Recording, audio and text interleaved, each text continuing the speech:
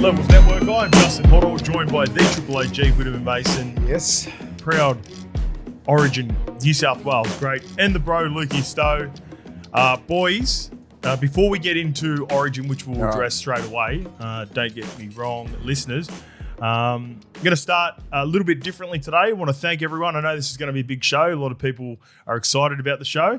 So I just want to give everyone an update for where we are trending with regards to subscribers on YouTube. Okay. So already from round one this year, we've jumped nearly 2,000K on subscribers on YouTube and almost 10 on Instagram. And we're looking to get to 100K. So we're currently just above 78K and we're up to 42.8. 42.8. It's pretty good. Solid, isn't it? It's solid, yeah. It's solid. Good growth. So make sure you like, subscribe, all that good stuff. We don't like. I say this quite often when we do talk about it. We don't do it every episode and just punish you all the time. But on the eve of a big show, plenty to talk about. Make sure you get behind us, help support us. All of it helps. TikTok's fine. Subscribe on Apple and Spotify as well. Love your support, guys. If you're just jumping on potentially for this episode only because it's Origin, I'm sure there will be plenty of people like that as well. L1 from day 470. I reckon about 900 odd. Yeah, 900. We're in the 900, sorry. L1 from year 3.5. 2023 season? Yeah, year I'll 3.5. give an exact, if you've just tuned in today, that was March 2. So how many days since March? Keep going. And we're on fucking Facebook too, right? Is that a fucking... Facebook, we just cracked. I'm just bringing that up. 150? No. We're just nearly 80 on 80. Facebook. Fuck, still, Jesus. So you're an L1 since day 1,183. Okay. So if you are 1,083, then you might have missed over the last couple of weeks we've been talking about a swear jar, which Mace just added to, right? Ooh. We come up with something a little bit creative where we can have some fun with it, making sure we're a little bit more mindful. It's been getting people fired up. It has been getting people fired up. Don't worry. I'm going to add to the swear jar in and around the refereeing and a huge refereeing decision. So there's a little teaser for what we're about to start It's with. going to be a passionate conversation. Oh, yeah. So when the passion and intensity comes out, I haven't watched the swear jar's going to go up to 1,000. I told Mace to shut up when we're walking upstairs. I don't want to talk to him. I wanted to save everything until we get up here. Lukey goes, how good's that? I put my head down and walked straight past him. I know when Hozzie's locked in because he's just like, I said, Hodz, would you watch? She's like, pretending to do no. I haven't watched any other content. I don't care about anyone else's opinion. Good. This is my opinion. I want to hear Mace's opinion and I want to hear Lukey's. Hopefully, I want to hear his biased opinion because he was pumped up. And I did see some Lukey live clips last night. But over the last couple of weeks, we've been talking about a potential swear jar. I did a podcast with the Play On boys. They've got one every time they slip up. Now, we're not going to go that extreme, but if we do, because we love swearing. Do they swear a lot, we're on mate? passion. Apparently, Shawnee was getting fired up a lot, and so therefore... Yeah, but is he fired up 24/7 like me? Not like us. Yeah, not on our levels. Check this out. This one comes from Metro Multi. Hey, lads, here's my count for the current donation totals. We talked about adding... some money for Jai starting this episode. So here's what I think we're going to do because I think we're going to smash it. We've got to be careful with this. We said, we've got to limit it at something. Well, I think once we get to 5,000, we put 5,000 into a motor neurone disease charity which supports Jai because we're going to get there. We could get there by the end of this series, especially if Ashley Klein. End of the episode. If he stays on as referee. But currently, the bro Lukey Stowe, $0, no swearing, Lukey. Bit stingy, Lukey. Got to get those numbers up for charity. You're not Skip a big swearer, but you're not a... Yeah, but I'm not like discussing it like you guys are. Yeah, but you should just come and say, fuck up, mate. Yeah. Something like that. Yeah, there we go. It's more of I guess it's a words per minute ratio would be a lot lower than what we have as well too, right? Skip a scope, $20. Shout out to the Manly versus Titans game for doubling scopes total. Anything Manly. It must have been a low game. And Big OG Mace, 196 of the best. Expected with a Dogs win, but still impressive to beat more than $1 per minute. Ooh. So there we go. I think you've punched out about 4 or 5 already. But yeah, look, the total date to start is $216. That's what we'll do. We'll cap it at 5,000. Metro Māori, if you want to keep going, if you want to count, You please count for us, let please. us know when we get to 5,000. We will then make that Reassess. transaction for sure. I'm going to be trying to track it weekly. So He said, this is what he says. He goes, not here to be the swear police, but fully behind raising monies for as much funds as possible. This wasn't too much of a slog, given that you boys maintain a pretty tight schedule around the 1.5 to 2 hour mark with uploads. Are you boys all right with a consistent running total every episode? Mate. Stay authentic, boys. L1 from day 2 up the wires. Send him a fucking jersey or something. Yeah. Or, after him. Yep. yeah.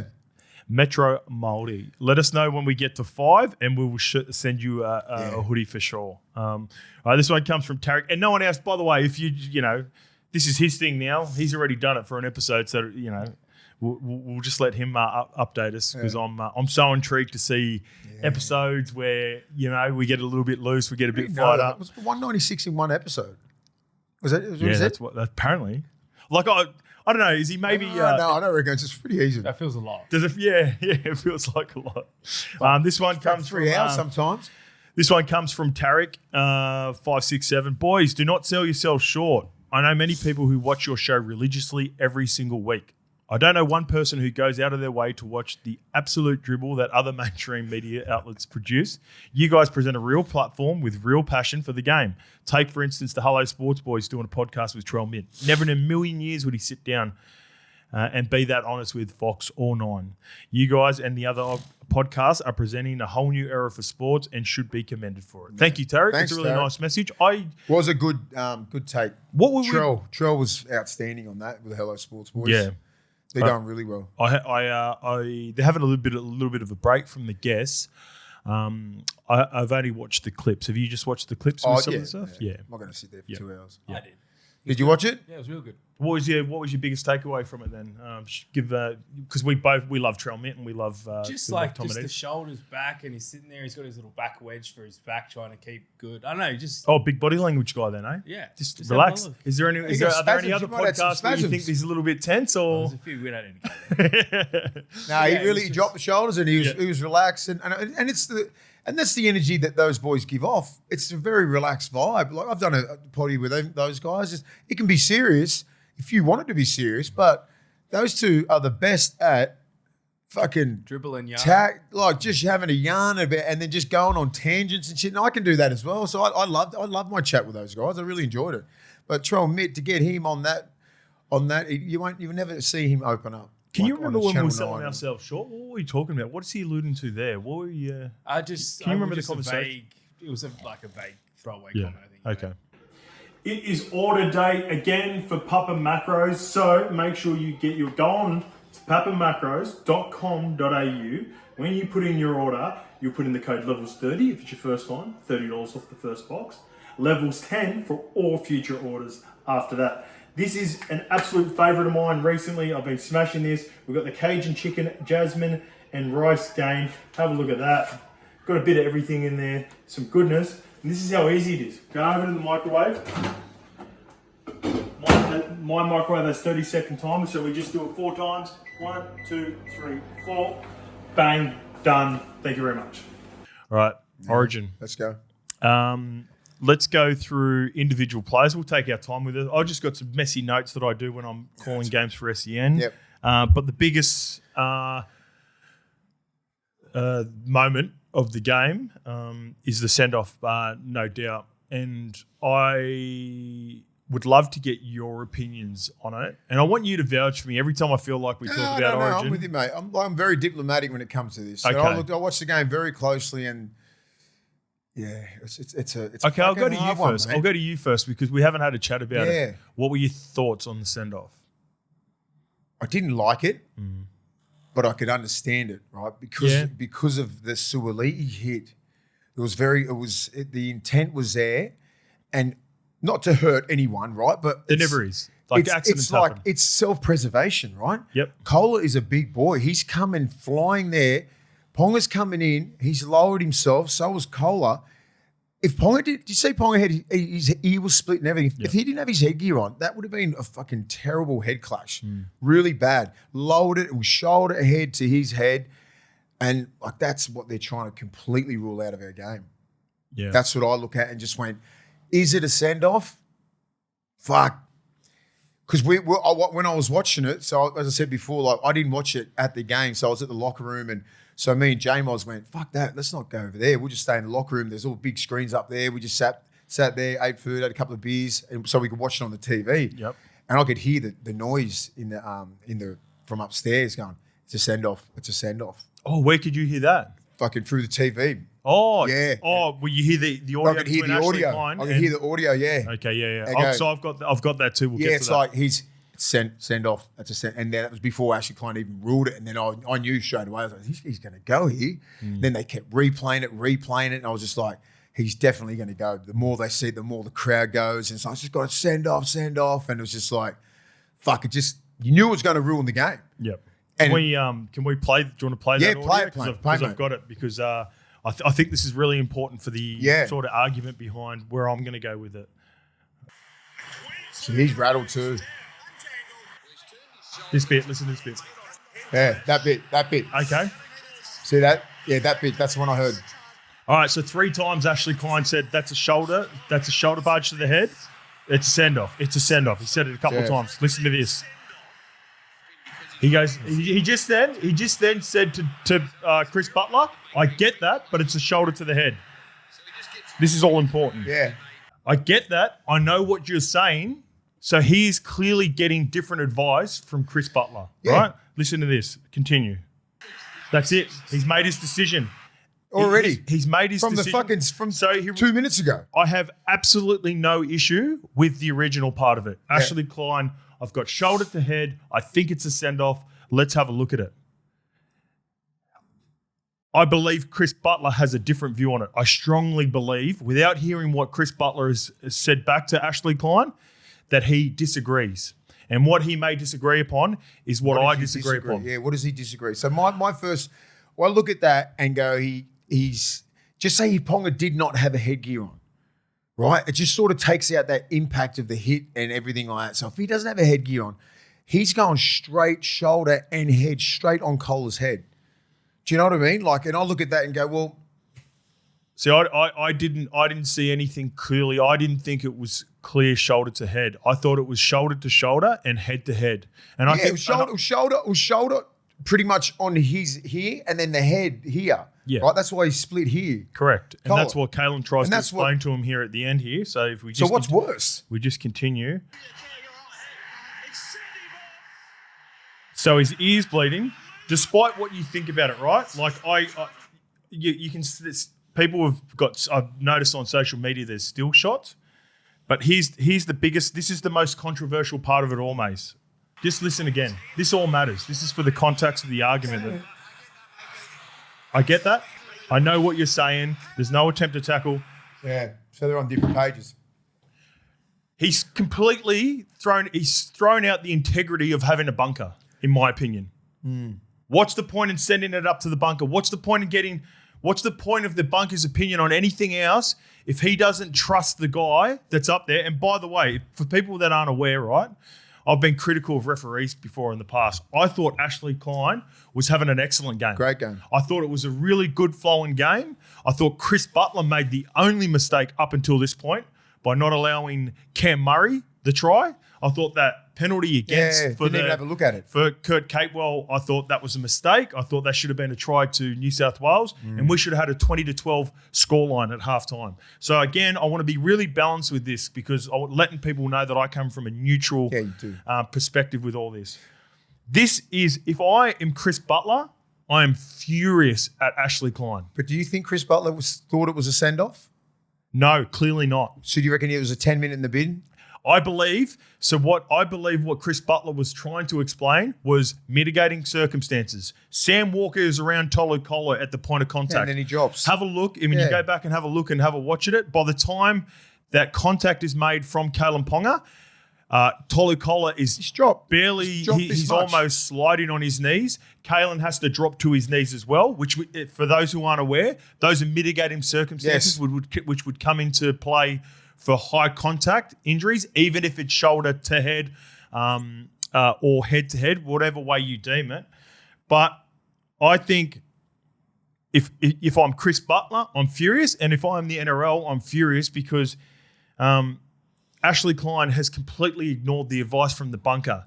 Now, again, I've got no issues with him setting it up with the way that he'd seen and viewed it to begin with, because he's probably got a better look than a bunker could in a really highly stressful, high stakes situation. When Chris Butler is trying to explain to him, I believe that there are mitigating circumstances. I think it's potentially. I'd love to hear what he had to say. I think they sort of blocked it out, didn't they? I think if they want to, what's the word? Keep the integrity of the bunker. We need to hear what Chris Butler was saying. And if I'm Chris Butler, and again I want to go to my point here, but for those who don't know more about Chris Butler, they have made a shift in the last couple of years, which I absolutely love, where they have Chris Butler doing bunker. He's the senior official for bunker reviews. So he does three games a weekend. So he does all the big games. He's also done the last couple of big games, the last couple grand finals, even when it hasn't been with Ashley Klein. And Ashley has just dismissed him. I think it's huge. I look at it and go, a couple of years ago when Suoliti got sent off, there's mitigating circumstances there. Yep. Right? He was slipping. He was already set. It's exactly the same as that. Like he was slipping. Ponga's already set. It's self-preservation. What the fuck is he supposed to do? Disappear, jump over the top of Kohler? Yeah. You know what I mean? Like you're standing there. You're the last line of defense. And that's how you're going to tackle. But here's where it becomes a slippery slope when you start comparing him to other tackles. Because I've thought about this as well, because I just want to throw this at you too, mates, right? So I'll throw you another example. A couple of weeks ago, we're watching the Warriors game against the Dolphins. Tom Flegler comes shooting out the line and hits Ali Lautea, right? Clear contact, head-to-head contact, right? 10 in the bin. Knocked Ali Lautea out. There are similarities, but there are differences as well. Yeah. With the Suoliti hit, there was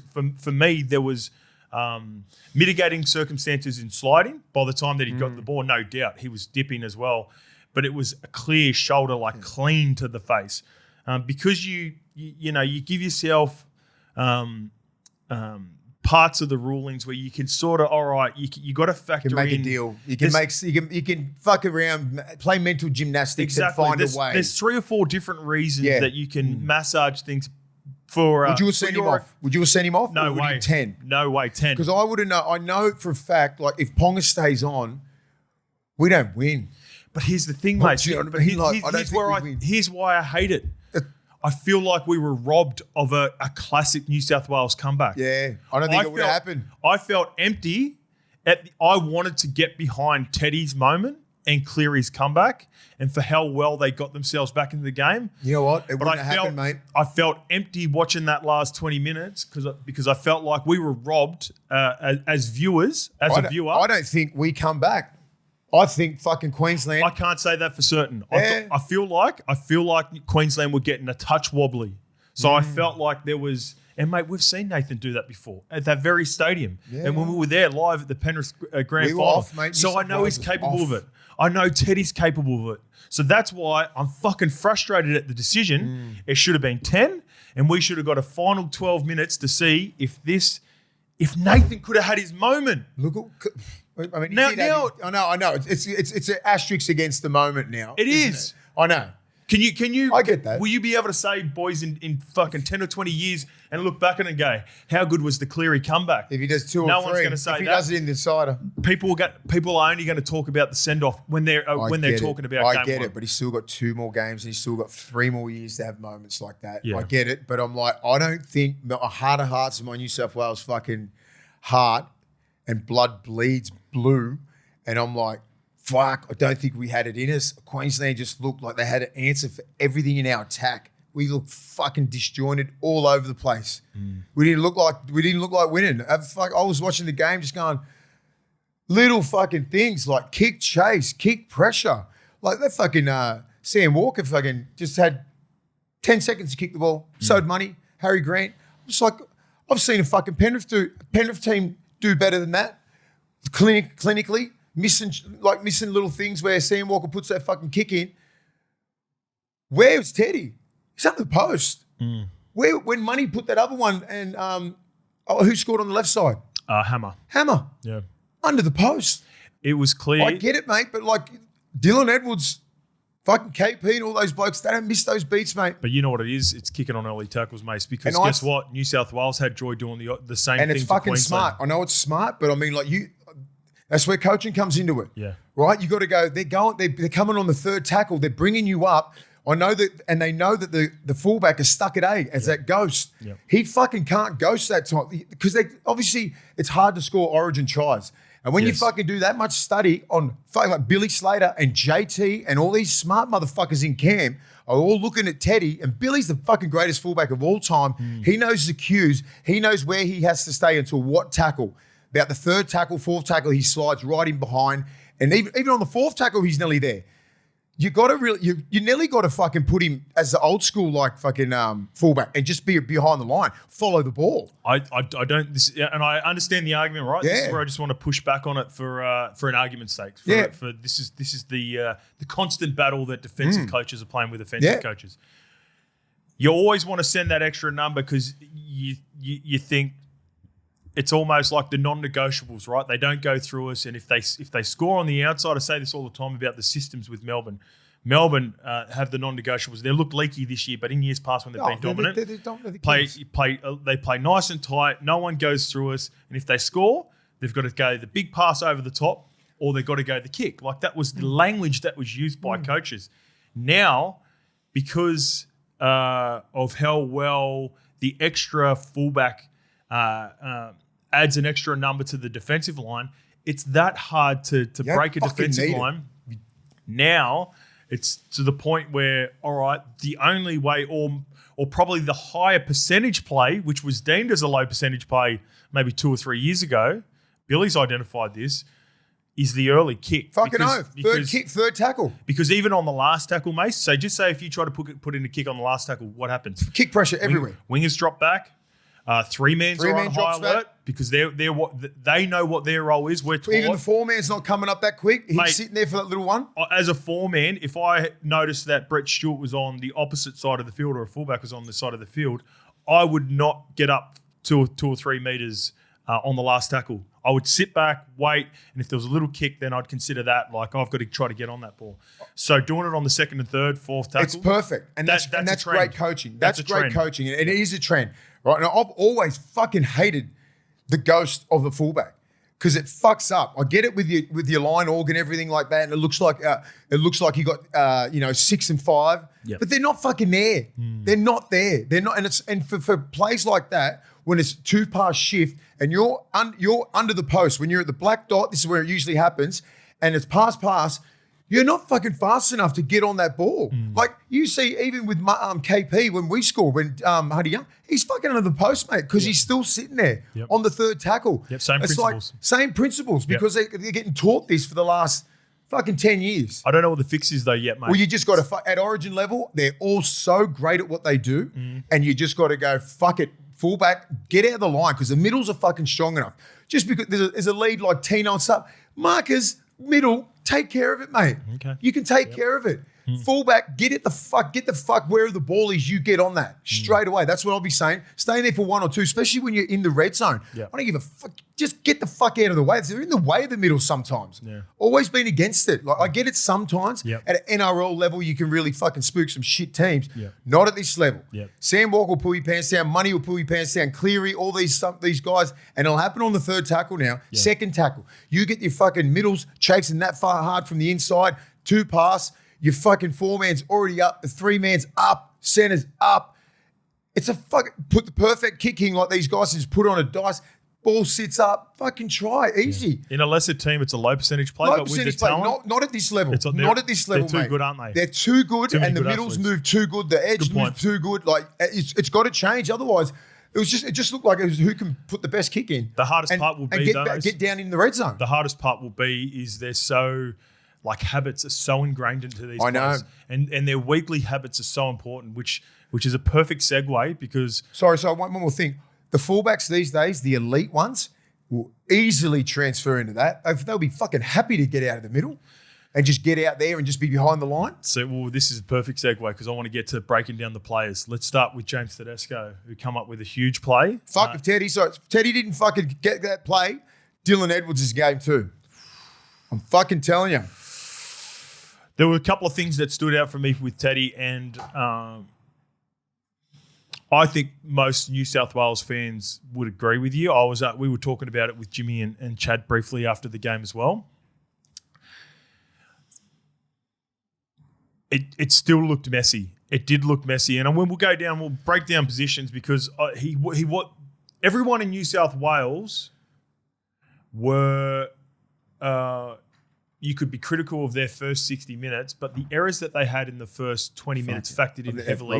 I feel sorry for Bizza. I mean, Bizza never does that. I don't think I've seen Bizza play a worse game in his whole career, club football, anywhere than that game. I don't think I've seen that many mistakes from Bizza in an entire season of NRL. Yeah, and the first half. And you know what? I forgive him.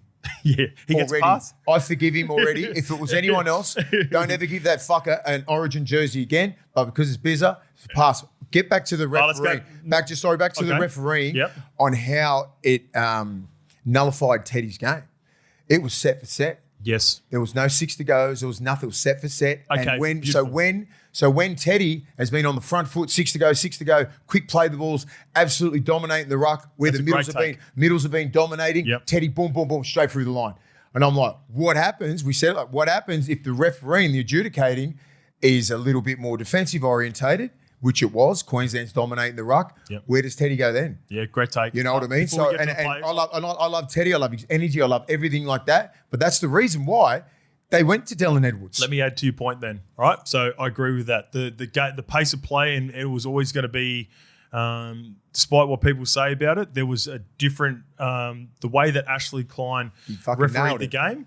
It was different from NRL level. Yep. Queensland adapted to it way quicker. In fact, they started the game like that, and then we were waiting. It was a wait and see to see what Ashley was doing. I think the players were nervous. Sorry, I think the players were nervous. They're going, is he going to fucking 6 to go? New South Wales were getting off very quickly. They were tackling in twos to begin with. Queensland made it messy. Did Brian Toto, Mitch Barnett, and even Critter knock the ball on, and it was a bit sloppy and they've got to be better? Yeah. But Queensland were all over them to begin with, right? And that's a part, and that's not like a picking favourites thing. Ashley Klein, I believe, went into the game with the right mindset of how we want to view and watch Origin. Like I didn't want a 42 to fucking 36 score line. Perfect game. Like we see it at club level. Or a blowout of like the 10-minute fucking possession thing, and then it's like 18-0. Yep. So after 10 minutes, it was. I said to someone, we've got to. So Laurie now has to immediately send a message down after the 2 errors. I think it was Barnett and Toto errors before they'd even scored the second try. Ashley is letting them lay all over him. It's like we've got to change. You've got to be a little bit more aggressive. 4 second play the balls. And I thought he was doing a great job with that for both teams. It's just New South Wales didn't adjust to it quick enough. And in fact, they would have missed the jump if it wasn't for the Kalen. I'm like, where does that? So if you're sitting up the top, you're the assistant coach, you're the analytic guy, there's a fucking billion coaches in there. Where does that message get lost? And where does it? And why isn't it coming straight back down? All right, you could lay on longer in the ruck. That should be straight to Fanul Blake, straight to Mitch Barnett, straight to Robson, straight to Yowie. Boom, boys. He's letting us lay. Let's dominate. Let's get 3 in the ruck. Let's dominate the ruck. We can 4 or 5 second play the ball here. Slow it down a little bit. Go back to that old school, old sort of rules, right? Maybe the last year rules. You know what I mean? Where's that fucking getting relayed from Loz all the way down to the assistant, to the person on the blue shirt? Get on. Game's changed, boys. It's not fucking, it ain't the NRL rules. He's going back to that. And we should adjust. New South Wales players adjust. Queensland players adjust. The best guys can adjust. They've been playing those fucking rules their whole career. Yeah. Just who knows if it was identified or even like it might have been identified. It might have been identified in real life. Who knows? Like we don't know. And then it's up to the players to execute. So that's a hypothetical. But that's just one thing I noticed, and I'm glad you noticed it as well because that did. Let's get to the players, right? And we'll start with Teddy. I thought he really needed that moment too, mate. There was a couple of moments that stand out for me. They're chasing points. They go down on the short side. I read it down here because I was just writing notes. Start of the second half, 20-6 down. Teddy and Cleary try to go down the same right side, short side. They see they get a look that they like. Yeah. They both identify it, and this is the problem. And this is where I feel like it's been a problem with them in years past when they both want to play in the middle of the field and give themselves the ability to take short sides when they see it. And now the problem is when they both identify it, who's the main guy? Now Cleary pushed Teddy out. Teddy reluctantly got out of the way. It felt messy. I wrote it down straight away. Guess what? 2 plays later, there was an error for New South Wales, right? So that was just an observation that I had early. The other part, the huge one that stands out is the pass to Olakau'atu. And look, Teddy's a champion player and all of this. And you got to ice that.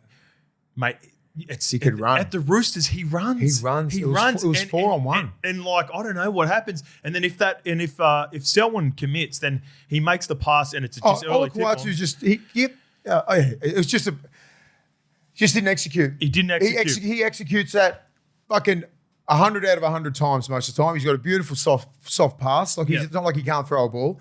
Bang! It just fucking. It was a slippery ball. It was. And then a couple of minutes later, he looked even more flustered when there was a pass from the sideline and it hit the back of his leg. And I thought everyone thought it was a knock on. It looked like it. Yeah, it wasn't a knock on. No, with Victor Radley, it looked like fucked. It looked messy anyway, and the whole fucking because of the chaotic nature of Queensland having a man down, it looked messy for the last 15 minutes. There were a couple of times I'm looking at like there was errors passing off the ground that was, and that was 6 to go too. There was 6 to go when Teddy had his back to it, and everyone who was at the stadium come back. Oh, he knocked it on. I went, no, he didn't because they replayed it 400 times. Just hit him in the quad, and then it was like wasn't offside or anything. No, I didn't think knock on. I thought accidental. I just thought, what the fuck are you doing? But yeah, anyway, it was a what the fuck are you doing, Teddy moment. And then despite all of that, this is where it kills me because I've seen champion players have this is Teddy personified. Rough games, but the mentality to go after a game despite all that and come up with that play, he just plucked the ball out of the air and plucked his game 2 jersey out of the air. It was the game. How can you not pick him now for game 2? That would have been Queensland's fucking. They've had great wins. That would be in their fucking top 3. That one to have a man down for that long and to fight, repel. In the last fucking 40 seconds, Teddy does that to you. How heartbreaking, but suck shit. I loved it. I loved it because I'm like, if we didn't win that game, it felt like they're going to sweep us. I'm like, we were fucking that far behind. They go to Melbourne. Melbourne will be different. Who cares? At least we've got that one in the bank and we get up to Melbourne. I mean, we get down to up to Brisbane, go to Poseidon. All right, here's one. Because I bet you see a bit more 6 to goes in the first 10 minutes. I've got a couple of messages which we'll get to, which are relevant to where we're sort of flowing with the way of the show as well. These are just from last episode as well. So, boys, I'm a diehard Blue, but I feel like that was the worst performance from a winning team in history. Apart from a few moments, the Blues were clunky. Without the send-off, the final score is probably 30-6. That's where you're going with it, Mace. Pre-game, I was worried we were going to go back to the old days of Yo, slow at the back to Cleary, out the back to Teddy, who moves sideways. We got that time and time again. I really hope the win doesn't cover the fact that we need change. Yeah. On a plus, Strange needs to stay at 3, 4, 6 for good. Yeah, don't know what that means. He started off slow, but like we didn't start off good. You know what's he supposed to do? I think he just come into his own by the end of the game. Who Strangey? No, Strangey was awesome. We'll get to him. I'm just saying. We'll get to him. But what he's saying, I'm like he belongs in that side in that arena. Definitely, he's in the 1 to 19 for the entire series. He's going to be so crucial. We'll discuss exactly Mitch Moses and some other decisions. So James Tedesco, game 2. You happy right now? Like with all the emotion out of it now, we've been able to talk through some of the big moments. Still a big decision. Yeah, I know he come up with that fucking. I know he come up with that game-winning clutch moment, but like, there's no way you can go to Edwards. No way. You'd make some changes. Come in. Like when we're talking selection stuff, I want to hear your fan view of this. I'm not sure. I'm not sure if what does Dylan Edwards add that Teddy doesn't. I think it removes the clunkiness that one. Look, it's a couple of moments, and maybe I'm over. Maybe I'm overlooking. I'm just trying to think. You know, does he?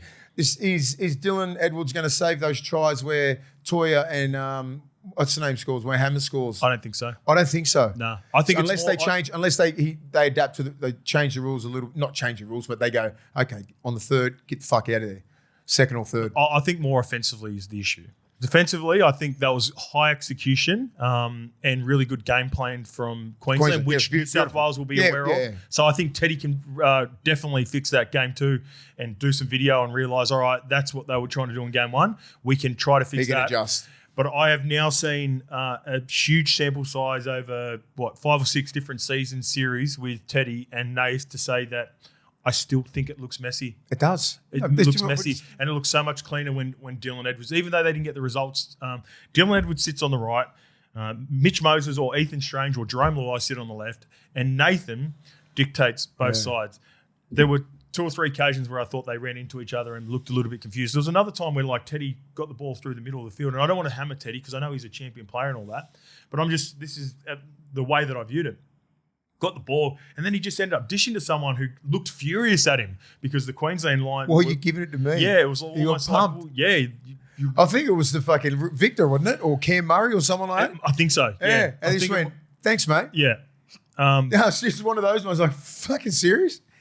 I don't know. Game 2, do you want Teddy to be your fullback? I don't think Laurie's got it in him to drop him. Either do I. But like you said it earlier, I feel like they gambled on the style of refereeing, and it just didn't go New South Wales. Well, that's what Loz said. Loz goes, I'm going to go. I'm picking to the style of play, and I'm just like, I get it what you're trying to do, but I'm like, there's no way they're going to ref an NRL, an Origin game like an NRL game.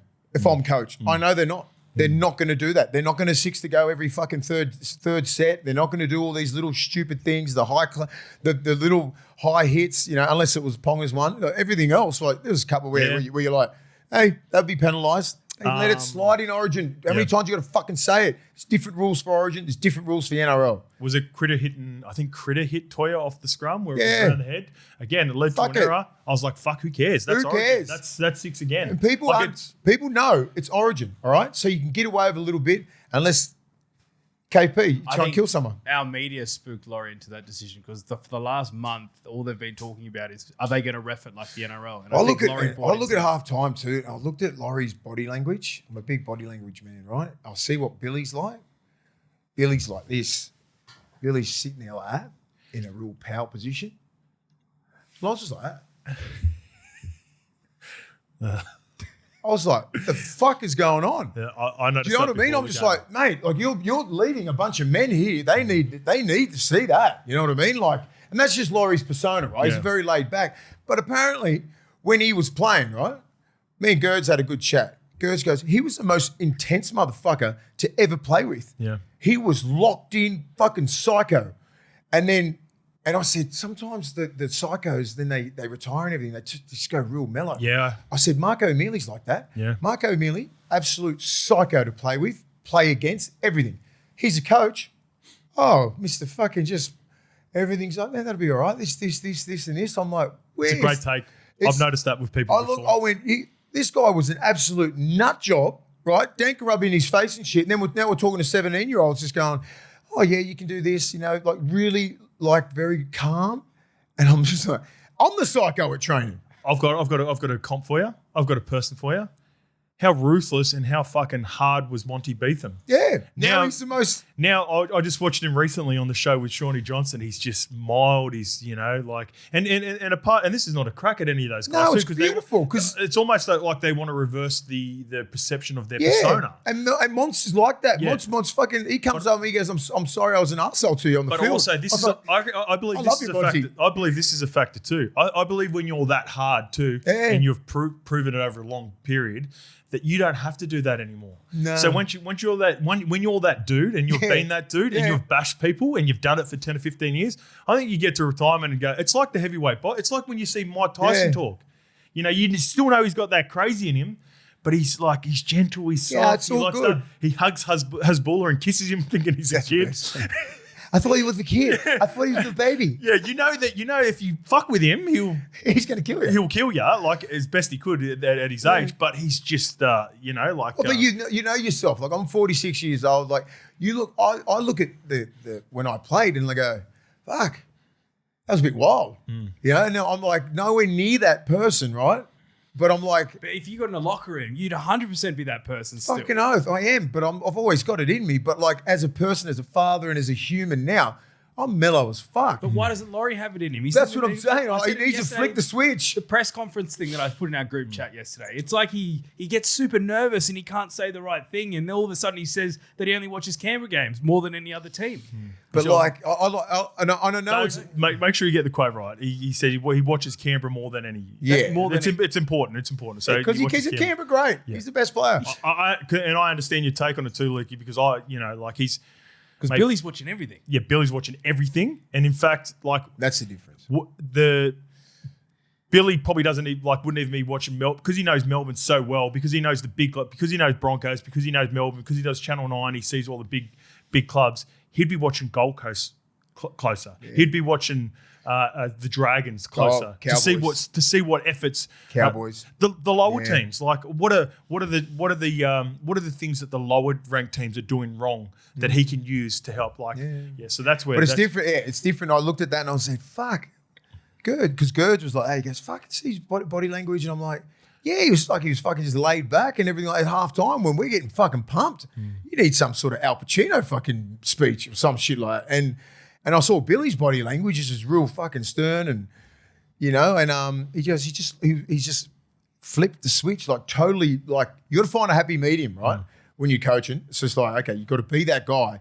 Then you got to be a little bit soft, a bit hard, but you can't just be like fully relaxed like that. Not when you're getting fucking pumped. Yeah, you can't waste them, right? Like you can't be old school fucking kick the sheds, like kick chairs. Can't go Tommy Radonigas on you. Yeah, you can't. Royce Simmons. Yeah, that shit doesn't work anymore. Go Michael Maguire.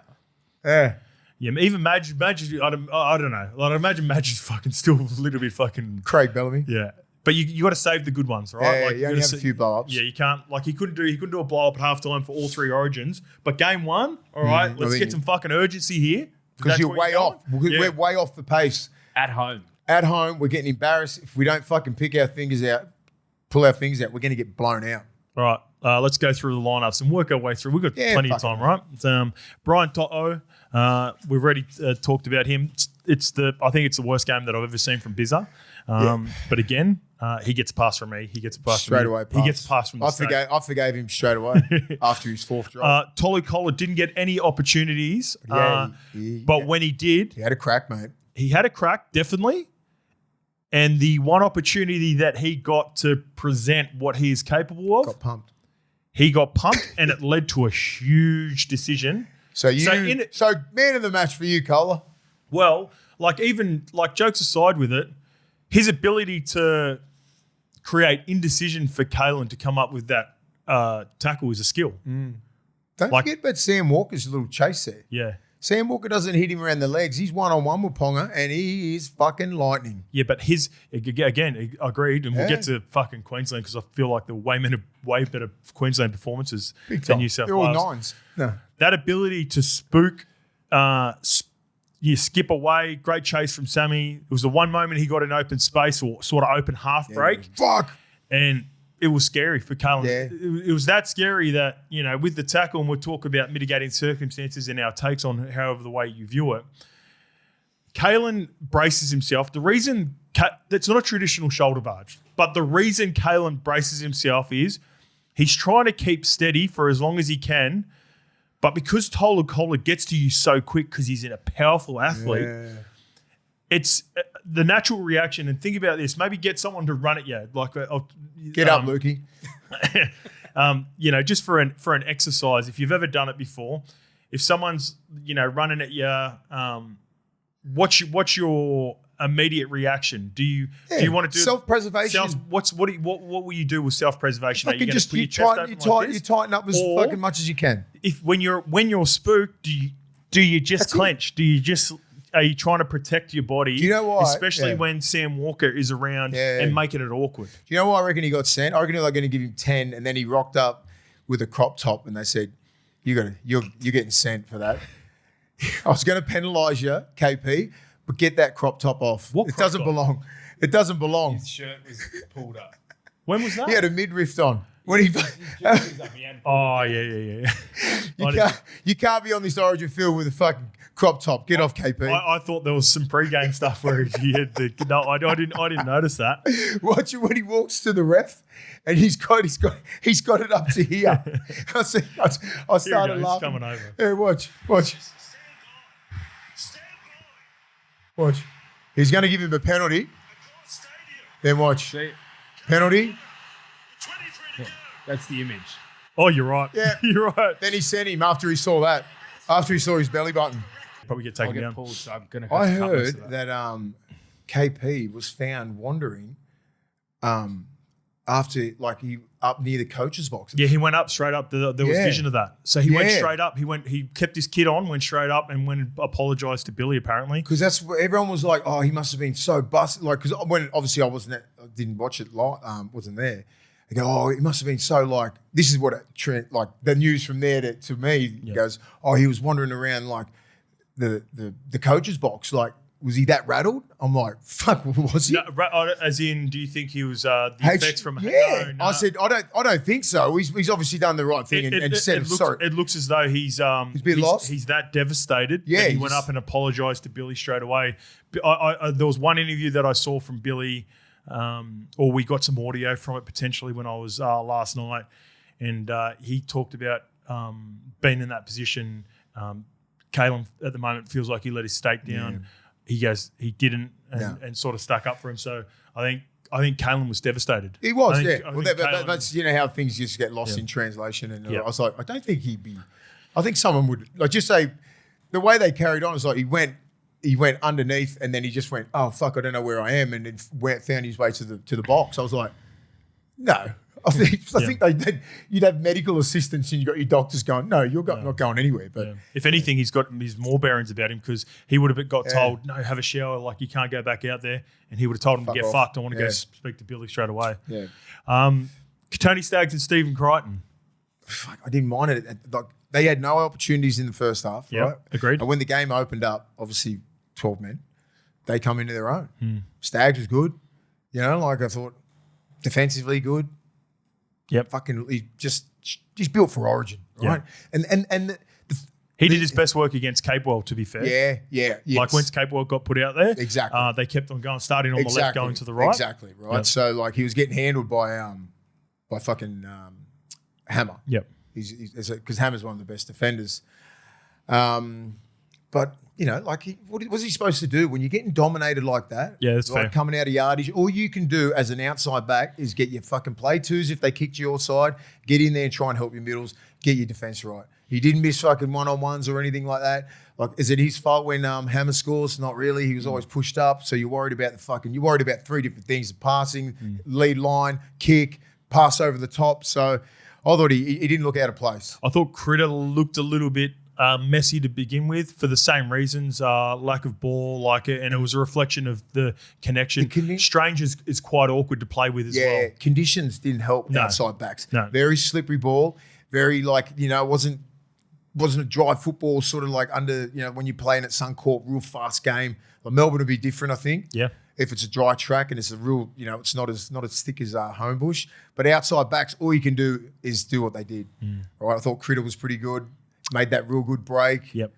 Fucking Strange to Critter back to Strange. The way that he set that up. That was nice. He made that look so easy. You know what I mean? To jump, like he could have fell over Sam Walker as well, hurdled him, and then still had the nous to just go turn his whole back and draw him, and then boom, free run.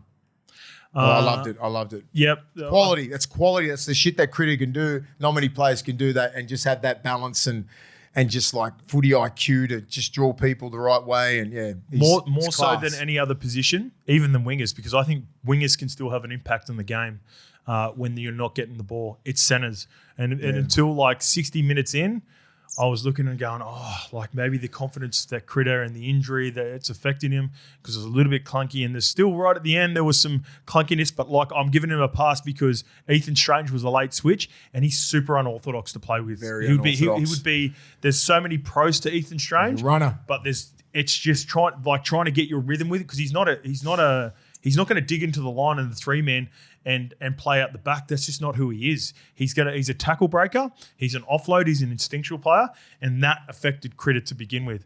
Only 23 minutes, but I thought Casey McLean, when he come on for Tolikola, come up big. He changed the game. Come up big. The confidence, his first fucking touch in Origin just jumps through the air. Yeah. Boom, takes it easy, takes 2. Great run. Everything. He energized the bunny. Yeah. We needed that. When he come on, I was like, what the fuck is this kid? He is just built for any level. He's going to dominate the game for 10 years. He's a fucking freak. He's going to be a long-term. I'll fucking start him. I don't care. Okay, so it be like I just asked you the question around Tedesco, and I've got questions all the way through. In the back line, there are 2 players. One who I thought looked really comfortable. I thought he was going to sneak down that short side and saw that try from dummy half as well for you guys. Just powerful athlete. The other one's Latrell, who's sitting back watching the game as well. Latrell Mitchell, Casey McLean, Brian Toto, Stephen Crichton, Katoni Staggs, and Tolly Collar. Or are you happy with them? I want Latrell in there. Okay. Fuck straight in. At the expense of?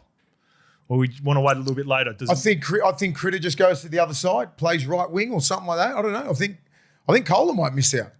Yeah. So by the way, for Kohler as well. Yeah, because he's I love Kohler, but like he was probably only in because of Latrell being out. So Kohler won't get an opportunity to play again before the teams are picked because it's 11-day turnaround and they play tomorrow, Friday. And then the following week they play on Thursday. Okay. So it actually falls within the 11 days. So he belongs in that arena, Kohler. He does. But I think Latrell owns that arena. He's known for that.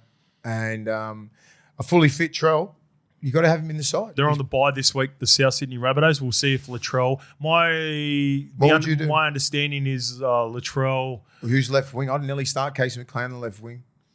But then you got to figure out what you do with Critter. Critter on the right side. Right wing. Bizza? I think Bizza's safe. No. Bizza's safe, yeah, fuck. I think the 2 players that would be under the most pressure to retain their spots and just due to the unfortunate circumstances of Kohler because he's not going to get a game. So that's clearly going to go against him. Staggs keeps his spot? I think it's Critter as well. I like Critter's under the pump? Yeah. Be interesting to see. It'd be very interesting when they're all firing. Like Loz didn't have to really make a big move here, like because Latrell made easy decisions, right? That's fair. So now you put Latrell back in there, and you fully fit Latrell. He just slides straight into left centre for me. Left wing, Biz left wing. So here's where do you guys agree with this? Leave Casey McLean where he is. Just a fucking 19. Leave him on there. Leave him in the 19. And whenever anyone's fucking coming, or everyone's any injuries or this and that, whatever, fucking get off. If you're not having a good game, boom, put Casey McLean on. Nath come up with some huge moments, and at the death, the 40-20 to get the field possession, beautiful kick. Punching that hole, which he's done now at club level as well. When it presents itself, was there and he took it.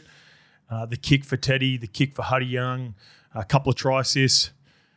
But fuck, I thought Strangey was awesome. Like when it was 20-0 and he comes up with that shot on Munster, he ripped Munster right in the mud guts, come up with an error. I thought he was tackles later. He come up with a 15-metre run. They ended up getting a repeat set because I think Teddy was they got Queensland for blocking Teddy on an escort. And then they scored off that next set with Hudson Young. And then it felt like when the game opened up, especially when they went down to 12, you just wanted to get the ball to Ethan Strange and Hudson Young as much as possible. Before that, like Cleary, I mean, I know he had those big moments, but and they are massive moments. 40-20, scored the try, kick goals, good, put the balls up, but like they fucking handled him pretty good. That's my frustration because I want to see all of that on 13 with 12 minutes to go. Yeah, but I want to see for fucking near 80 minutes. Yeah, but not 80. But this is 40. This is my biggest takeaway with Mason. Nath played like a busted in that grand final for 55, 60 minutes, but no one gives a shit, right? Because he come up clutch in the last 20. He played arguably the best 20 minutes, but this is the point. This is the frustration because he come up with some huge I understand moments. your frustration. I do. And I feel like we're robbed of a classic Nathan Cleary game. Yeah, Now, I don't think it is. I love it. I think he does those moments like regardless of the 12 or 13. See, that's a hypothetical. But it's a hypothetical. That's a exactly. hypothetical. But I'm like that 40-20, no one's stopping that. They still had a fullback there, they had a winger there. That try that he scored, that was just eyes up footy. Beautiful. Again, little asterisks on the 40-20. When you've got a full defensive line, you're able to just drop a player back a little bit further because they were so worried because they were getting stripped on the edges. Katoni was dusting Capewell.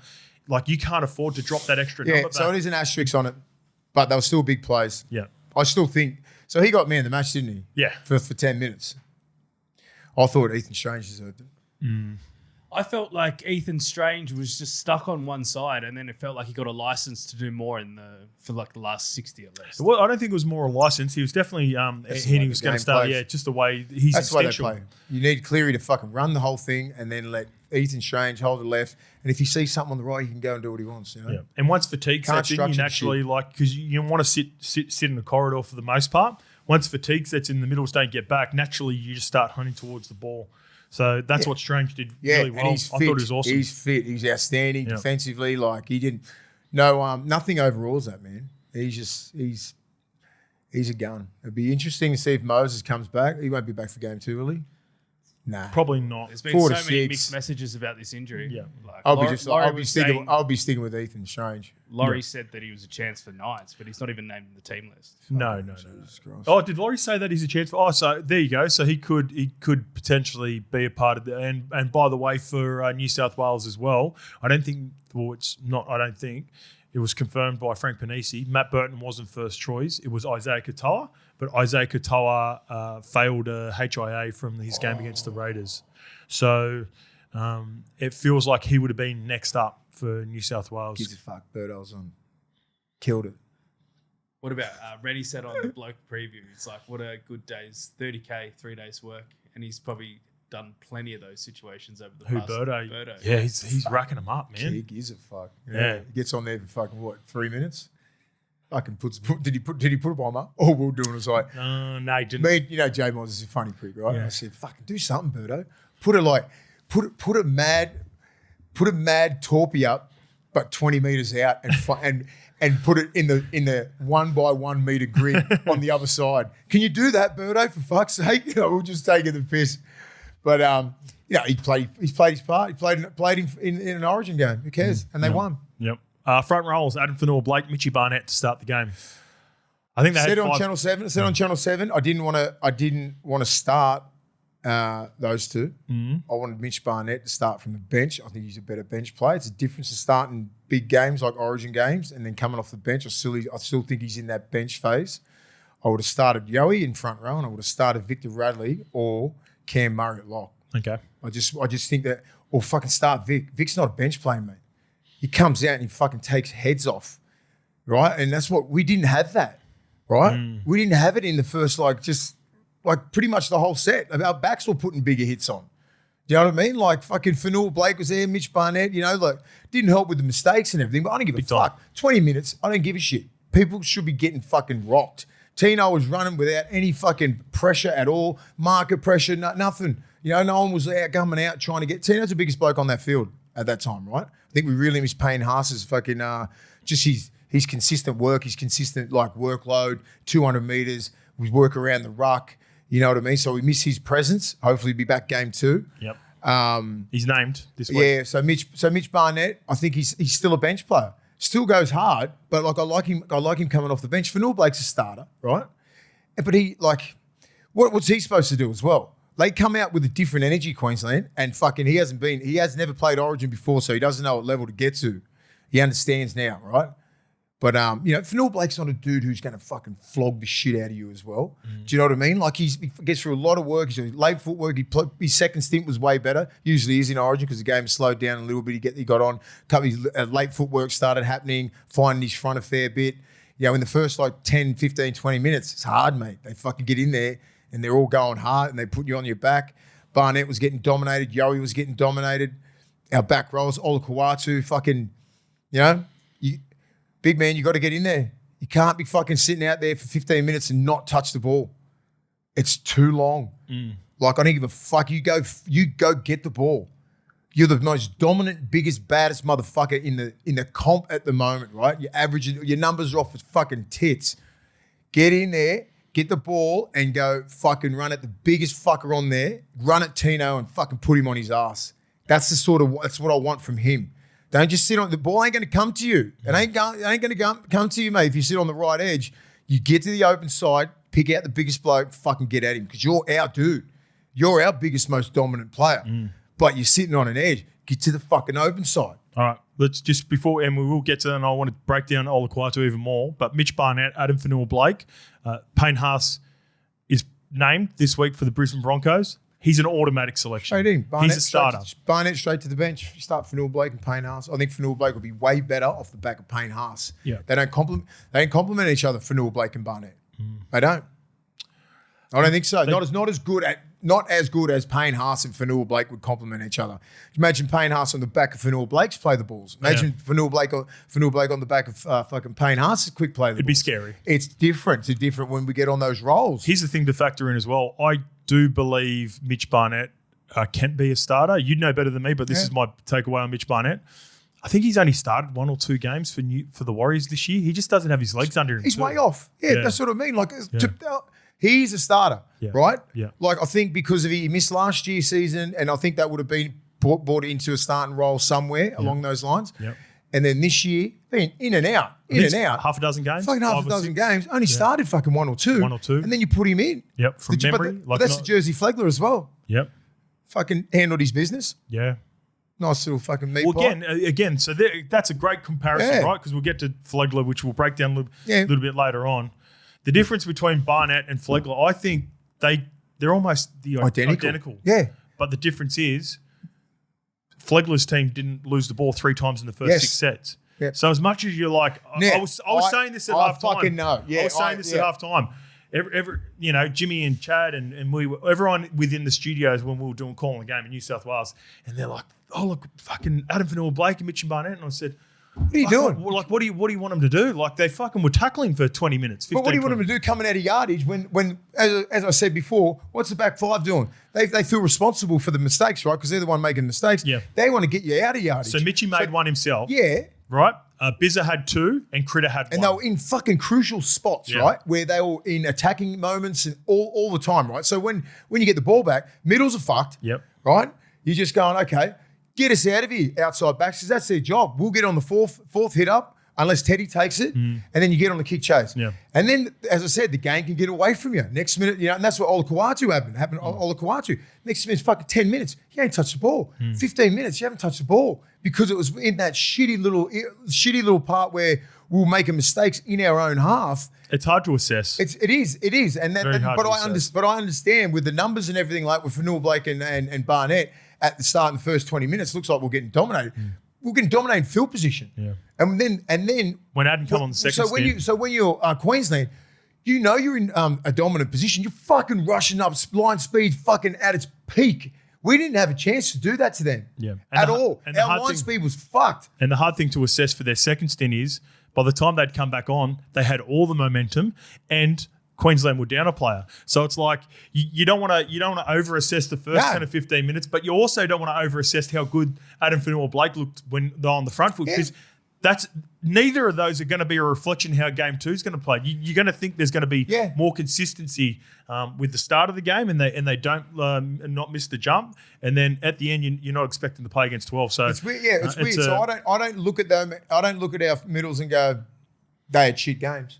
No, it's possession. It's where you are on the field. If a team makes mistakes, if it's momentum. As I said, Tino sometimes this year got caught out of games. It had no effect on the game. Exactly. Because you weren't touching the ball. You're making mistakes coming out of yardage. The middles are just fucking tackling their asses off. You're doing everything. And then when you get the ball, mate, get us out of here, back 5. Or we'll take on the 3rd or 4th tackle, and then you kick, and then you get in that arm wrestle, and you barely touch the ball. Then they're kicking. It's an attacking kick all the time. When they win that field position, it's an attacking kick all the time. So you're catching on your 20, and then you're just getting probably to your 30, and then it's scoot, like one off the ruck, and then you're only getting one play. So your middles and your back rowers can get taken out of the play for about 4 or 5 sets. Yeah. And that's Which is 10 or 15 minutes. Which is fucking ages. And that's what happened to Olakau'atu. Especially if Queensland score. Because then that takes 2 or 3 And minutes that's off what the clock did. as well. They scored fucking tries all the time. Yeah. And that's what happened to Olakau'atu. And you go, where's he been? And I'm like, I understand. I'm not having a crack at him. But I'm like, you fucking just don't sit on your edge. Get to the open and get the fucking ball as soon as you can in the first set or whatever and set the tone. So it's hard. And I'm not bagging any of these middles, but I'm like, I understand you can how the game can get away from you. That's where it's like you think you're fucking sweet. Next week, fuck, what's 15 minutes in the game? Fucking made a hit up yet. And Hamole was front loading with his kick chase too. Everything. Early on Everything. He was doing all the little things, fucking outstanding. And then, but what does he do best? Yeah. Fucking just his first run, bang, money's off his fucking feet. Mm. I'm like, dude, I don't give a fuck about money. Get to the open and do that. Do that to their fucking. Do they need to bring Foz in as assistant coach? I think Foz. I was saying this before. Foz just needs to come in as Olakau'atu's coach. No one else. Don't talk to anyone else, Foz. You come in and you just have Olakau'atu just for the fucking whole week, and then he'll give you a man of the match.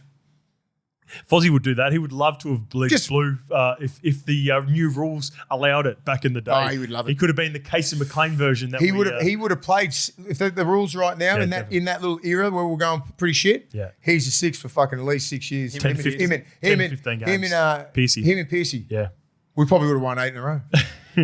Easy.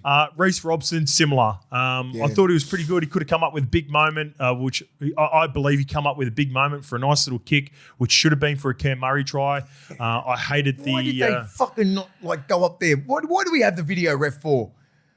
Did they not? Why can't they look at it? Get up there. Yeah, they did look at it. Why'd they rule it like? They said Chris Butler said that Cam Murray pulled. It was shoulder bullshit when he Cable grabbed him fucking. It was incidental contact. I thought it was sort of shoulder to shoulder. I thought the contest was fair. I thought that would have been a big moment for Robson. Similar, he just fucking tackled his ass off. He looked a little bit confused sometimes with how sloppy they got under fatigue. What happens when you get dominated in the ruck? But let's go, and I guess I thought by the time that Brayley come on, he looked really sharp. He come up with some nice moments, but he also come on at the really good part of the game as well, which 7 minutes before he was on for 7 minutes, and then Kalen got sent, and then he was crafty. He was nice. So game slowed down, mate. Yeah, it worked out well. He's very fast. It didn't favour Robson, but it favoured Brayley, and I thought Brayley's still got to take those opportunities. Nice ball to Cleary. Yep. You know, like maybe some other players wouldn't do that, would go at the back. The one part where I thought Brayley stuffed up and I thought it was going to end the game with like 5 minutes to go, they had all the shape ready to go on the right to Nathan again, and they go left to Yowie, and then and that's when it got messy around Critter and Ethan Strange, and Ethan Strange throws the ball off the ground. That was the only bad moment that I had for Brayley. Apart from that, because everyone's going, go right, go right, go right. You just got to go to the Prince, mate, when he wants the ball. You don't fucking. Tony was killing Cape well, and Nathan just scored. Saw it, mate. And Teddy blew one to Olakau'atu. All of that was on the right. And I'm like, we're going to blow this. It's got to go to the right. It's got to go to the right. I'm just like, and I was just because when Cleary's on, you got to the hot hand. You give it to him. I'm like, this is grand final-esque. Yes. I don't give a fuck if they're 12 players or not. I know what you're saying, but I'm like. Give him the ball. Agreed. He's in that mood. Yep. Fuck off everybody else. Take a back seat and let him take over because he was in that mood and they fucking kept going away from him. What are you doing? Do you want to lose? I think Hudson Young proved he's an 80-minute back rower. He looks so much more comfortable. I thought his energy, despite he was probably the only one in the forwards that was looking dangerous or searching for the ball, like you're saying with Olakau'atu. Because, by the way, because they kept on, here's another factor too. There was a clear game plan to kick to Cobbo. Cobbo come up. We all can't wait to talk about Cobbo. It's the best game I've ever seen him play, honestly. They kept on kicking to Cobbo. Therefore, Olakau'atu had to get in them. And Tony Staggs were doing so much defence trying to put pressure on Cobbo. What they perceived to be a weakness for Queensland turned into a strength for them, and it fatigued their right edge. I don't know why. Therefore, Hudson Young and Strange had all the energy on the left, and they looked the most likely and dangerous even when they didn't have the ball. I didn't understand why Sam Walker did not make fucking 20 tackles in the first 10 minutes. He was the only guy that, just say if you're trying to get weaknesses or something like that, Sam Walker's defence is not the best, right? Yep. But in Origin, he'll go to another level, right? I expected that, but like you got to test him. Hitting a fucking like inside shoulder or anything, the foreman like didn't get the foreman, didn't square up. There was no shape at him at all. He's probably sitting out there going, "This is fucking easy." Stylistically, that's not Hudson Young and I know, Ethan but like, Strange's game either. No, it is fucking not. It is so unorthodox that they don't square up. Huddy Young barely hits a hole. You know what I mean? He wants early ball. He wants to palm people off. He wants to get back to the open side, a little offload here. So it's very unorthodox. Explain to people this too, because I think you'll agree with me because you understand it with the style. Angus Crichton probably would have been a better option to go and spot up Sam Walker than Hudson Young is. He knows how to spot players up. Yes. Because like Huddy doesn't. He don't give a shit. No. He just wants to. He plays footy, plays what's in front of him. Early ball, skip across the field. Come here, left arm. He's left arm carry, bang. He comes rear, offloads. It's very unorthodox. And Strangey plays the same way as well. Yeah. Both left arm carries. Yep. They'll palm you, push away. Yeah, they're strong as fuck too. They're fit as hell. They won't stop. They won't stop competing. But like sometimes you've got to exploit the weakness there. Just like who was the right forward? Was it Ruben? Ruben to begin with, and So then he was Nakota come on the field. Yeah, you got to get him, and they end up getting at him. But when they had 12 players, Of course. Yeah. but it's like you got to get at him first, just to test him, get at him. Like I wouldn't nearly even fucking put Olakawatu on that left edge just to start with, just to fucking get at Sam Walker. Yeah, just to send some Just to traffic at him. fucking just send Get the more bumpers traffic up. at him, just fucking early ball, and then go straight at him. Yowie punched out 66 minutes He's a straight, machine, but like. just tackling. I thought the clunkiness, with the clunkiness that we discussed early on. I don't think there was a Yowie problem. No. Like he didn't like. It's not like he was getting in the way whole heap. In fact, I think when he got an opportunity, he was just going forward. Yeah, as he's a best he front could. rower in this era. Yeah, He's a front rower at this level. at this arena. In this arena. Sorry. So I think, obviously perfect with the Penrith system. Yep. When it comes to Origin, he's a front rower because he's fit. He's a big bastard. He's bigger than you think, right? Yeah, he's huge. Skill set off its tits, right? And then I just think that, and then you've got to have Cam Murray, right? Because Yowie can put the ball away. I need Cam Murray to start. You just can't have him off the bench. Well, when they inserted Cam Murray and Victor Radley, they didn't leave the field. That's how important, I guess, maybe. And that's a stylistic thing too. That can work as well, as long as you're not getting blown. Like ideally, you don't want to be entering the game down 20-0 or whatever it was. Might have been 14-0 or 20-0, whatever it was. But when Cam Murray and Victor Radley, once they got onto the field, there was definitely an even share of possession by that point. In fact, I think New South Wales was finally starting to fight back some possession. Yeah. So therefore, like I said at halftime, the New South Wales contingent in the calling the game with me were like, oh yeah, Victor Radley and Cam Murray, and that's going to be the perception I think from a lot of fans. Yeah, no. I don't think. Do you think they work good together on the field? Oh yeah, I thought they looked really good. Yeah. I just don't like the look of all three sort of locks on the field. Like I don't like Vic on an edge. I want him in the middle. I need him just like, what about his hit on Harry Grant? Poor Harry didn't see him. What are you doing, son? He come out of nowhere too. He had his head down there, big fucking bang, great hit. But I need that from the start. We don't like Origin is still about that fucking hit. You can get away with a lot more. There was not any hit. We ain't got any hitters in that starting side. But here's the thing. I don't think there are Proper hitters. They can all hit, but like Vic can hit. See, I don't think there is a version of Victor Radley, like even in Queensland, right? Like we'll get to Queensland in a bit. It's a lost art. The Victor Radleys of the world don't really exist anymore. And what I mean by that is because of the fatigue in the game, there's a lot of chest tackling and there's not a lot of confrontational guys that want to bend their back and drive their shoulder through you. Like it just doesn't exist because that level of contact and that sort of player fatigues a lot quicker. Victor Radley is... It's still there, mate, in Origin. It's still there. You can go for hits, man. I'm telling you.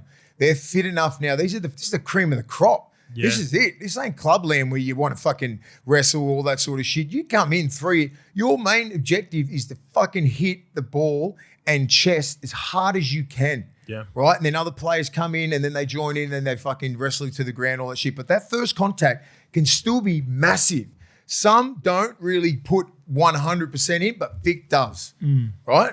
There's a lot of chest grabbing. There's a lot of just getting your arm under hooks, try and grab the ball, wrestle you to the ground. So who do you think's more capable of it, that you would like to see more of it in game 2 then? I want Victor Radley to start. Oh, no, but you said like that player still exists. Like who else can do that? Because my point is I don't think that sort of there's not many. I think Victor Radley's still there. I think Cam Murray's still got that. He's got beautiful tackle tech. Yeah. But the proper hitters Give me aren't out hitters. there. Give me hitters. Like Queensland, who are the hitters? I think for Ruben Queensland? Potter's a hitter. Yep. When he goes. Yep. Their middles, like Tino can bang, but like sometimes he'd wrestle you to the ground. Yep. And to your point, Yep. right? They're trying to conserve energy because of the way the game's played in the NRL. Yes. It's fucking, you've got to understand they're not adjudicating it like it is. It's sort of, you can go back to that old style of football. Defense, and dominate the middle. Queensland got it. They must have got their fucking message down quick. Boys, get away a bit more, hold on a little bit longer, put more into the tackle. Let's test them out. Yeah, put more into the tackle, slow them down. And they got the best of us in that first half. So there we go. Yo, Murray, Radley. So you would like to see Murray start, Yo up into the front row, or would you like to see? Well, Payne Haas is going to come back in. Okay, so then you keep. So what do we do? Do you keep Yowie? He's the captain. Yowie can play on the bench. You'd flip Cam Murray for Yowie? Yeah. Okay. Yeah, I think it looks better. I think Yowie has done a job off the bench. I don't think he gives a fuck if he plays off the bench. Just because he's captain, give it to Cleary. Yeah, it's a big call. Yeah. It's a big call. I mean, you can do it. He's a team player, mate. Yoey's fucking. He's a team man. He's a team man first. Right? Team first mentality. Team first mentality. Yep. He's got that. If that's best for the team, and no one owns the jersey at Origin and the level, balance, do they? and the balance of the team, you're like, all right, whatever. I can come off the bench, play massive minutes. Remember we did a couple of years ago when we won the series. He was coming off the bench playing 60. Cam was started. Yeah. So game one, they had the Suoli hit, and then Madge got Cam because Cam Murray wasn't available for game one. So then Cam Murray started game 2 and 3, the series that they just look a little bit cleaner. Yeah, I would go if fully fit. I think he's going to get some reps back at club level as well. I would go Payne Haas starting with Mitchy Barnett. I would keep Yo. I like what Victor Radley and Cam Murray did off the bench. Jacob Saifidi obviously misses out. What the fuck happened then? Why are you picking for? Well, I think the style of the game. This is what I said in commentary before the game started. This is exactly the way I viewed it. I got a fucking text from the great Brent Kite last night. Yeah, what did Kitey say? He's going to be good. And he's a deep thinker. Bro, you got to mention only picking 3 front rows and using 2. For fuck's sake. We got lucky with that send off. Anyway, you probably get heaps of these suggestions. Anyway, MMT old boys in New Zealand. Yeah. But he go and I'm like, fuck, I'm with you. I'm with you, mate. I'm with you. So before the game, I said this, and this is exactly the way it played out. When I looked at the way the teams were lined up, I said, for me, there were 2 guarantees that were going to play for both teams. I had Victor Radley and Cam Murray playing, no matter what style 100%. of no matter what style of game. And I had Saifidi guaranteed to play. So I had Victor Radley and Cam Murray. They start, and then the flow of the game dictates who the other players were going to be. Now, if New South Wales are dominating, they're bashing through the middle, then I thought we probably would have seen Jacob Saifidi at the start of the second half, and they played big ball and they try to, swap Adam Fanua-Blake and they get a flow that way. On the flip side, I saw Paddy Carrigan and Lindsay Collins on the field, and then everyone else was up for grabs depending on the way that the game was being played as well. So I just thought, you picked him and he's a bit out of left field, and I'm thinking, you picked him for a reason. He's been in great form, and I think there was a moment there where I'm like, we need another big boy on the field. You know what I mean? Because they start dominating the middles, and the fresh Saifidi can come on, and then you start, if you leave it too late for big guys, they're not as I said before, you're coming onto a treadmill of about 40K. Yeah, see, that's why I think might blow him out. Might blow the legs out. If you're talking about when I was thinking it was like 25 minutes, when KP got sent, maybe make it then. Maybe make a change then. Whoever was the starter, just I put think him you on need there. more mobility though. That's the reason I'm happy with it. I would have gone away from Saifidi. You need ball movement. You need guys that can at that stage play front row, defend. Play football, right? Because he's a starter. Saifidi's a starter. He's straight up and down. You know what I mean? But you need your middles where you be able to pass the ball. Like Fanua-Blake can pass the ball. Mitchy Barnett can pass one. I know Saifidi can, but his whole MO is fucking hard shit. You know. So I understand because the longer they left it, I'm like, he won't get a minute here. And the way the game was going, because you needed ball players and we need to score points, even though he has scored an Origin try. Queensland, Can you go on bloke, please? I saw the post around Kalyn Ponga. He's got the reasoning behind the rule changes for a grade 2 charge from Kalyn Ponga. Oh, yes. I read into it. I listened to their pod last night. It's to do with they changed it in 22-23 that grade 1 and 2s are now just a fine at rep level. Yep. Gotcha. Okay. Kalyn Ponga, silky, dangerous. I think he's on another level. Look, man. And I still believe, and we'll get to Reece Walsh in a little bit because I think Billy's only mistake is not having Reece Walsh, and I want to explain that later on. But in saying that, if everything else plays out the way it does, except for even allowing Kalyn Ponga to do 10 in the bin, I think Queensland have enough to win that game. We'll never know because that's not the way it played out. But I thought stylistically, the way they were playing early, Kalyn was dangerous early and often. He was creating indecision in around Nathan Cleary and Katoni Staggs.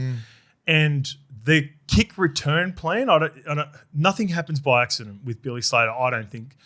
2 occasions, one in the first half, which was a clean break, where Kalyn starts in the middle of the field, skips, and finds Selwyn Cobbo, who was, again, I want to just keep saying this, the best game I've ever seen from Selwyn Cobbo, ever. He's back. And then in the second half, there was nearly another half chance. I think what they exploited, or the vision that Billy had seen, is that on kick returns, Katoni Staggs has a tendency to just turn a little bit, and this is natural. We've all got tendencies right in our game. But great, I believe, the identifying it from Billy and the team at Queensland, but then the execution for Kalyn to notice the cues. To notice it, but also attempt it because that's high risk, mate. If you stuff that up, Mace, they had all the ball. It becomes a sloppy affair and it invites New South Wales back into the game. He's so silky, but KP, he made that look like a train and run. You know what I mean? Like Katoni turns in a little bit, boom, right foot, nice little fucking. He belongs out there, and I think we said it before. The iron sharpens iron, and he knows there's arguably one of the best fullbacks in the game, chasing him, going, when's it my turn? Right? You know what I mean? Like he's got his spot now, and he does not want to lose this for fucking anyone. So he's playing like that. Kalyn Ponga is almost single-handedly the reason that the heritage rules have changed, and the reason the argument for people who hate what has just happened recently with the heritage debate. Don't get me wrong, it's still going to piss people off. There's no denying that. But as if Kalyn Ponga doesn't literally bleed for his state every time he plays for Queensland, and he's still got an urge to represent his country of heritage in New Zealand at the end of the year. Every time Kalyn represents Queensland, he's close to the top 5. I know he got sent, but have a look at what he put his body on the line there. Yeah. Like everything he put into that. He didn't have to hit him like that, but he knew. If he comes off his left and he smokes me here, that could be fucking game over. Or, could be the momentum switch. Nah, bang. He fucking put everything into that hit, busted himself up. Like you can't question that, man. He's a fucking absolute gun. Him at his best, top 3 in the game. And I think he's at his best now. Here's what I said after the game as well. And I see, I thought because of this situation and because I know Billy would think about and plan every single situation and scenario, and the backup plan clearly was Hammer. It's not a bad spot. Having Reece Walsh on the bench could have allowed them to do this. Now, people, Jimmy was pushing back and Chad were pushing back on it, right? Saves Capewell getting skinned. You remove Capewell from the left-hand side. Hammer stays in that position. You take a middle from the field. You take probably the biggest body, whether that was because by this time, right, Liero's not on the field. So Liero is not your 4th interchange. Reece Walsh could have been your 4th interchange if you'd removed either Ezra Mam or Shibasaki. Yep. Because remember, in my best possible team, I had Shibasaki and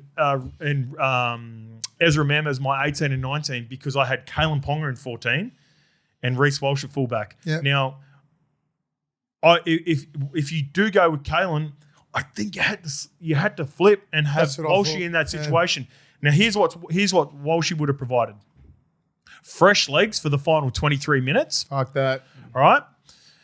For as good as Hammer went throughout the game and tried his backside off, he was clearly gassed in the final 5 minutes, going sideline to sideline as best as he could, and he was doing a great job, right? But Walshy is only less than 9 months removed from coming up with huge moments, not only scoring tries, but saving tries at a core stadium in that grand final. Yeah. And then also what you do is if you have Walshy at fullback, you keep the edges safe, but Walshy's got the ability to come up with a 40-20. Now, they're pushback, and I want you to give me as much as you can. I want to know what was Billy thinking there.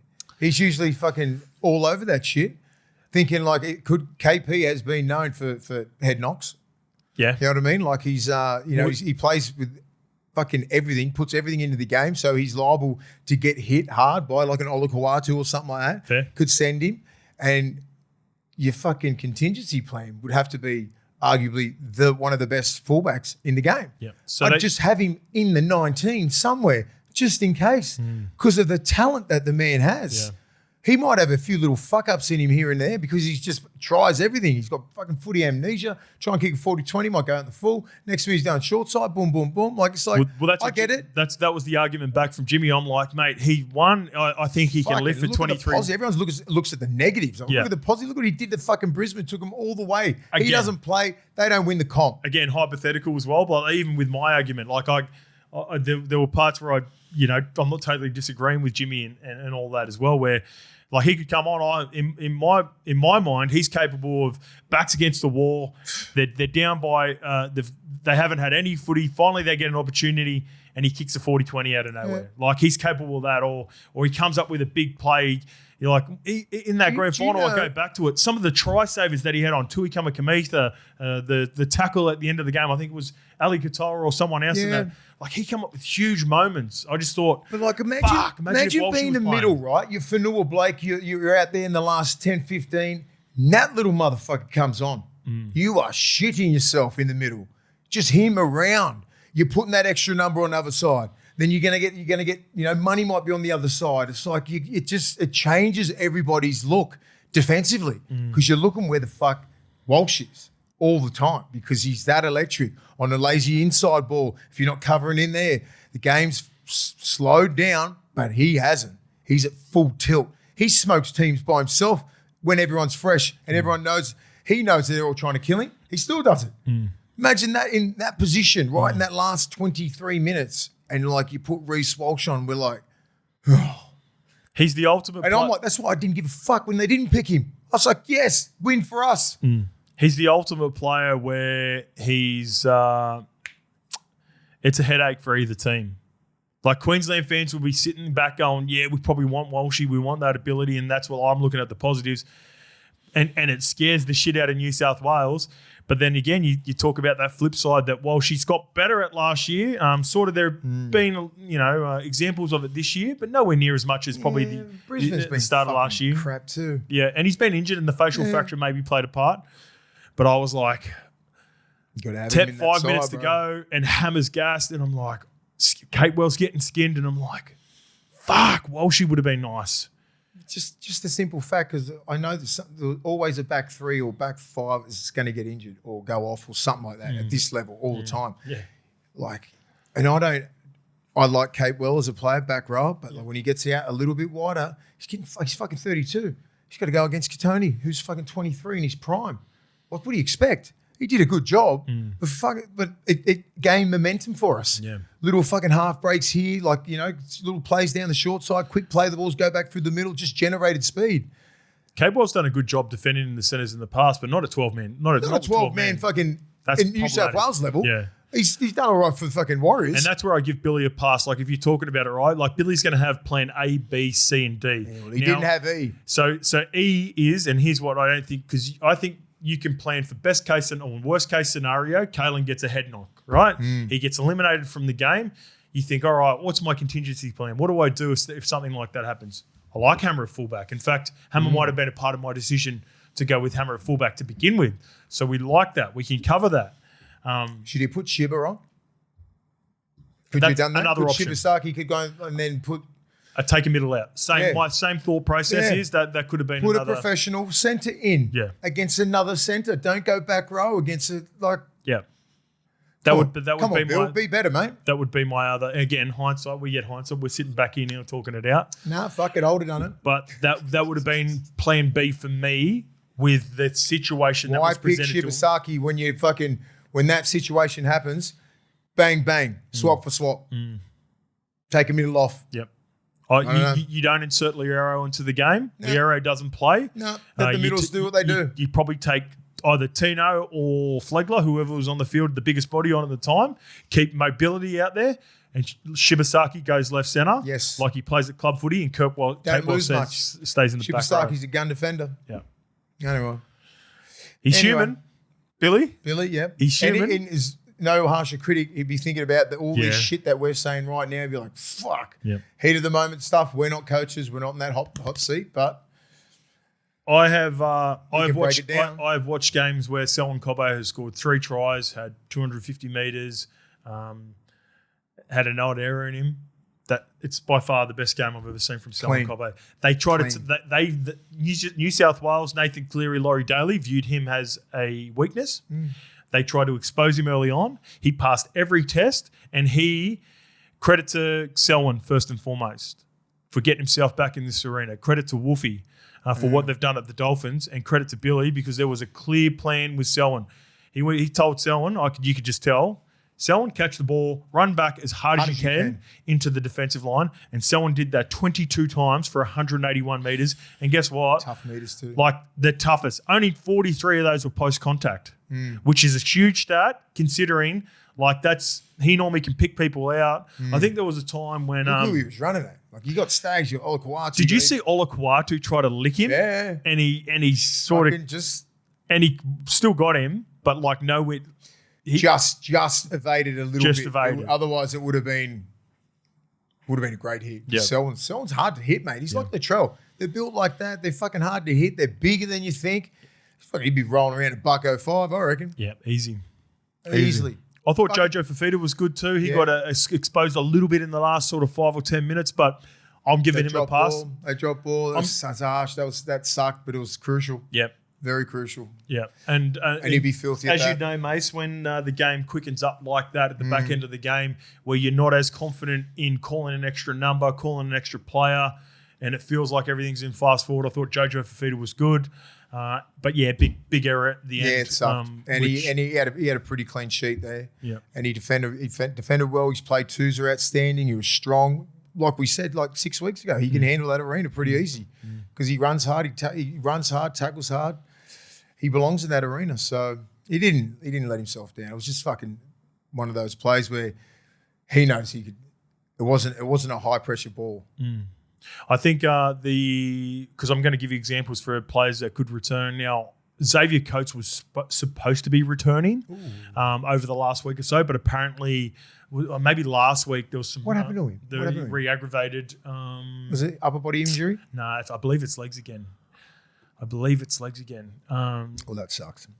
Yeah, and he might have re-aggravated something only a couple of weeks ago, which is just delayed his return. So Achilles. I don't think. Yeah, you're not fucking with that. And you rely on him for what? The aerial assault and his pace down the sidelines. If your Achilles is fucked, that goes out the window. Round 14, he's supposed to be returned. You know what I mean? Not this week, next week. Which will give him one game. But what sort of fucking Coates comes back? Yeah. Like you'd rather have fit Selwyn or Jojo. Yeah, that'd be an interesting one. What's up? I was just laughing because it's the press relief. It's Frank Panisi doing the Melbourne press relief about when he's coming back. So maybe he just holds him an extra couple of weeks. Yeah, 100%. They need to win games. Do your job, Frank. And hold him back for about 6 weeks. I thought Hammer and Rob Toy were good as well. Yeah. Solid. Hammer gets shifted to fullback and did his best. Yeah, I know he gets out-leaped by Teddy at the end, but they're both lockdown centres too. They were pretty good. We end up getting some joy at the end. Yep. But 12 men, spread them all out. The middles had to work harder, so it was more one-on-ones. It We got a little bit more space. What can you do? They fucking tried their best.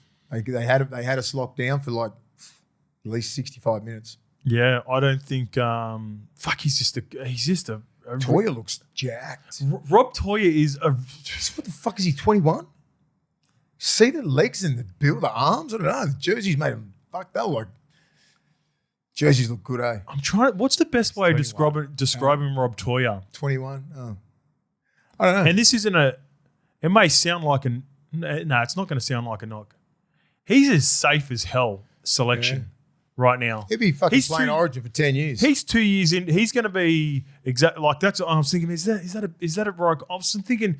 You know when you just pick Dane Gagai and it doesn't matter what position, whether it's centre or wing, you just know he's going to do a job.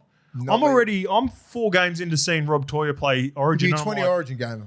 He's going to do a job. Yeah. And it's not going to be, like I know he scores the try to begin with, which is nice too. Good execution, good kick from Sammy Walker and his teammate.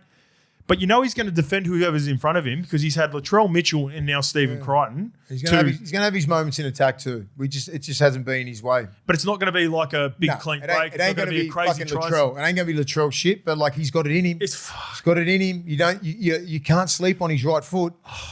It's cut you in half. He's going to be a really good NRL player and Origin player for 15 years. I'll give him 8. Okay. Because that's a long time, 15 years. Yeah, I'm comparing him to Gags, right? He's got to be fucking 36. I'm comparing him to Gags. Yeah, and if you keep doing the job for Queensland, you fucking can play to your 36. Yeah. I think he's the lockdown right centre. Hammer's a fucking lockdown too, mate. He can take care of anyone. Well, Hammer's a part of their best backline no matter what. It's just where Billy wants to play him. Really, wing, centre, fullback, covers all. I thought those 2 guys were really good for large parts of the game. It's just again the flow of the game. The skipper, Money, was awesome. I felt like early on, him and Sam Walker, who was probably my player of the match, Sam Walker, all the way up until the 65th, 70th minute. Didn't do anything wrong. Didn't do much wrong, did he? Nothing. Him and Money, I thought, dictated terms. They were bouncing around with each other. They were good together. Yeah, it wasn't the traditional 7 and 6 play.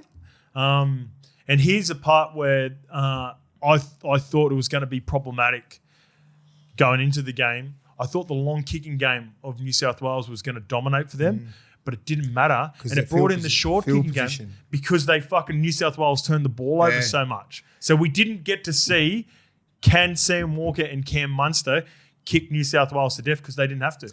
I think Money can match it. Yep. Sam Walker, once he gets over the 40, he takes control of that. And he can fucking kick it if he wants. You know? He had one massive kick. Got a little pop. He's got a little pop gun. He's got a little pop gun. And then he just drives it to the 10. He's got a little pop gun compared to a Moses, a Birdo, and all these freaky kickers, right? And Cleary. It's not awful. You know what I mean? Like it's probably a little bit better than Sean O'Sullivan. He's grubber. I was up on stream. I'm going to get the footage and put it up later today. The way he can just drop the steed onto like the side of his foot and do that grubber. Silky. The smaller players close to the line, like you don't understand how like the defense that's coming at him, right? And you're trying to trap and scrap, right? Back in the day when I was playing, when the ball was kicked, you weren't supposed to touch it because the fullback. Explain trap and scrap because not everyone. So if you're in the line, just say if Sam Walker's getting to you, you're the 5'8", you're Cleary, this, that. The ball goes near you, fucking try and hit it. You try and instead of like when we were playing, you weren't allowed to touch the ball because the fullback was right behind you. It can throw him off. Yeah, it could throw him off in a deflection and all that sort of shit. But yeah, you're trying to get right in front and you know exactly what he's doing. So he's got to fucking aim at those little gaps. So on the side of his foot, everything like that. You still try and trap and then just get on it. So a little bit of a deflection and then jump on the. Especially with early kicks, they surround the ball, right? Yeah. Early kicks now, mate. So trap and scrap. But like. How he kicks on the, they're all guns at it. Cleary's unreal at it. Money's fucking awesome at that little short kick. They're all awesome at it. But then you see some shit kickers that couldn't get in the fucking in goal in a club level. They try and do it in Origin when everybody knows what you're doing on debut. Fucking inside pressure coming at you, and you put that nice little deft touch in there. Fucking Toya straight away, but he did that a few times. He didn't look overawed. Look overawed. I think it was the right time. I think he relished it. I think it's the right time when they did pick him, right? The last couple of years he's been tapping on the door, inconsistent for the Roosters. Now he's the guy at the Roosters. DCE's been great for him, great for his confidence. He knows he can be the guy now. And I think he can be that 7 for or fight. I mean, I know Tommy Dearden's not there, but like he'll be pushing. Did you watch Agenda Setters? Tommy Dearden's fighting for game 3. Yeah.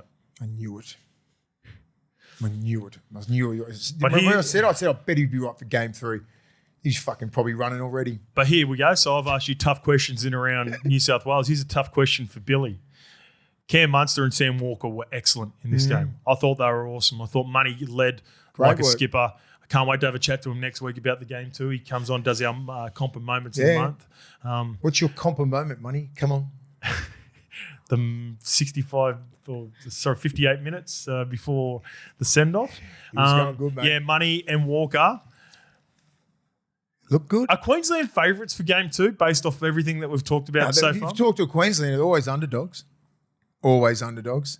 Speaking of Shane Webke, guess we're underdogs, mate. Bullshit. They're not underdogs. It'll be $1.80. They were fucking better than us until KP. I'm not sugarcoating it all, at all. Like, I looked at us and we were just way off. And that's the beauty about Origin, right? So here's my next question. Sam Walker and Cam Munster should have won this game. They were the better team. Yep. They were awesome. They did absolutely nothing wrong. Yep. They go to game 2. It will most likely be Sam Walker and Cam Munster. I don't anticipate changes unless, for whatever reason, Tommy Dearden accelerates. And I know he's fucking as tough as all hell. And No. I'm not totally excluding can't. that from the realms of possibility because that's just who Tommy Dearden is. But it'll be Sam Walker and Munster. I think they can get the job done down there and send it to the decider. And then Tommy Dearden makes himself available. What do you do? So Tab have New South Wales game 2, $1.70, $2.15 is Queensland. The Lions God, 2.5. that's fucking disrespectful. Jesus. I would leave Sam Walker and Money, and I'd just have Dearden in the 19 if he's available. He comes in for Ezra. Fucking oath. For anyone. Just put him in the team. He deserves it. And if he's fit, if you've got to get a game or something underneath him, and if he can prove that, and if he's not on one foot and he's not hobbling around, yeah, you're going straight in. Is he the rare case? Is he that special of player? And have you seen enough from Tommy Dearden now? Fucking straight in. Yeah. Yeah, mate. There are a couple of players. He's the guy. Yeah. He's the guy. He's the 7 for, him and Sam Walker will be fighting it out for the next 10 years. And so Dearden, Who do you think was a bigger loss? 7 years. Who do you think was a bigger loss considering the scoreline now? Tommy Dearden for Queensland or Mitch Moses for New South Wales? jeez.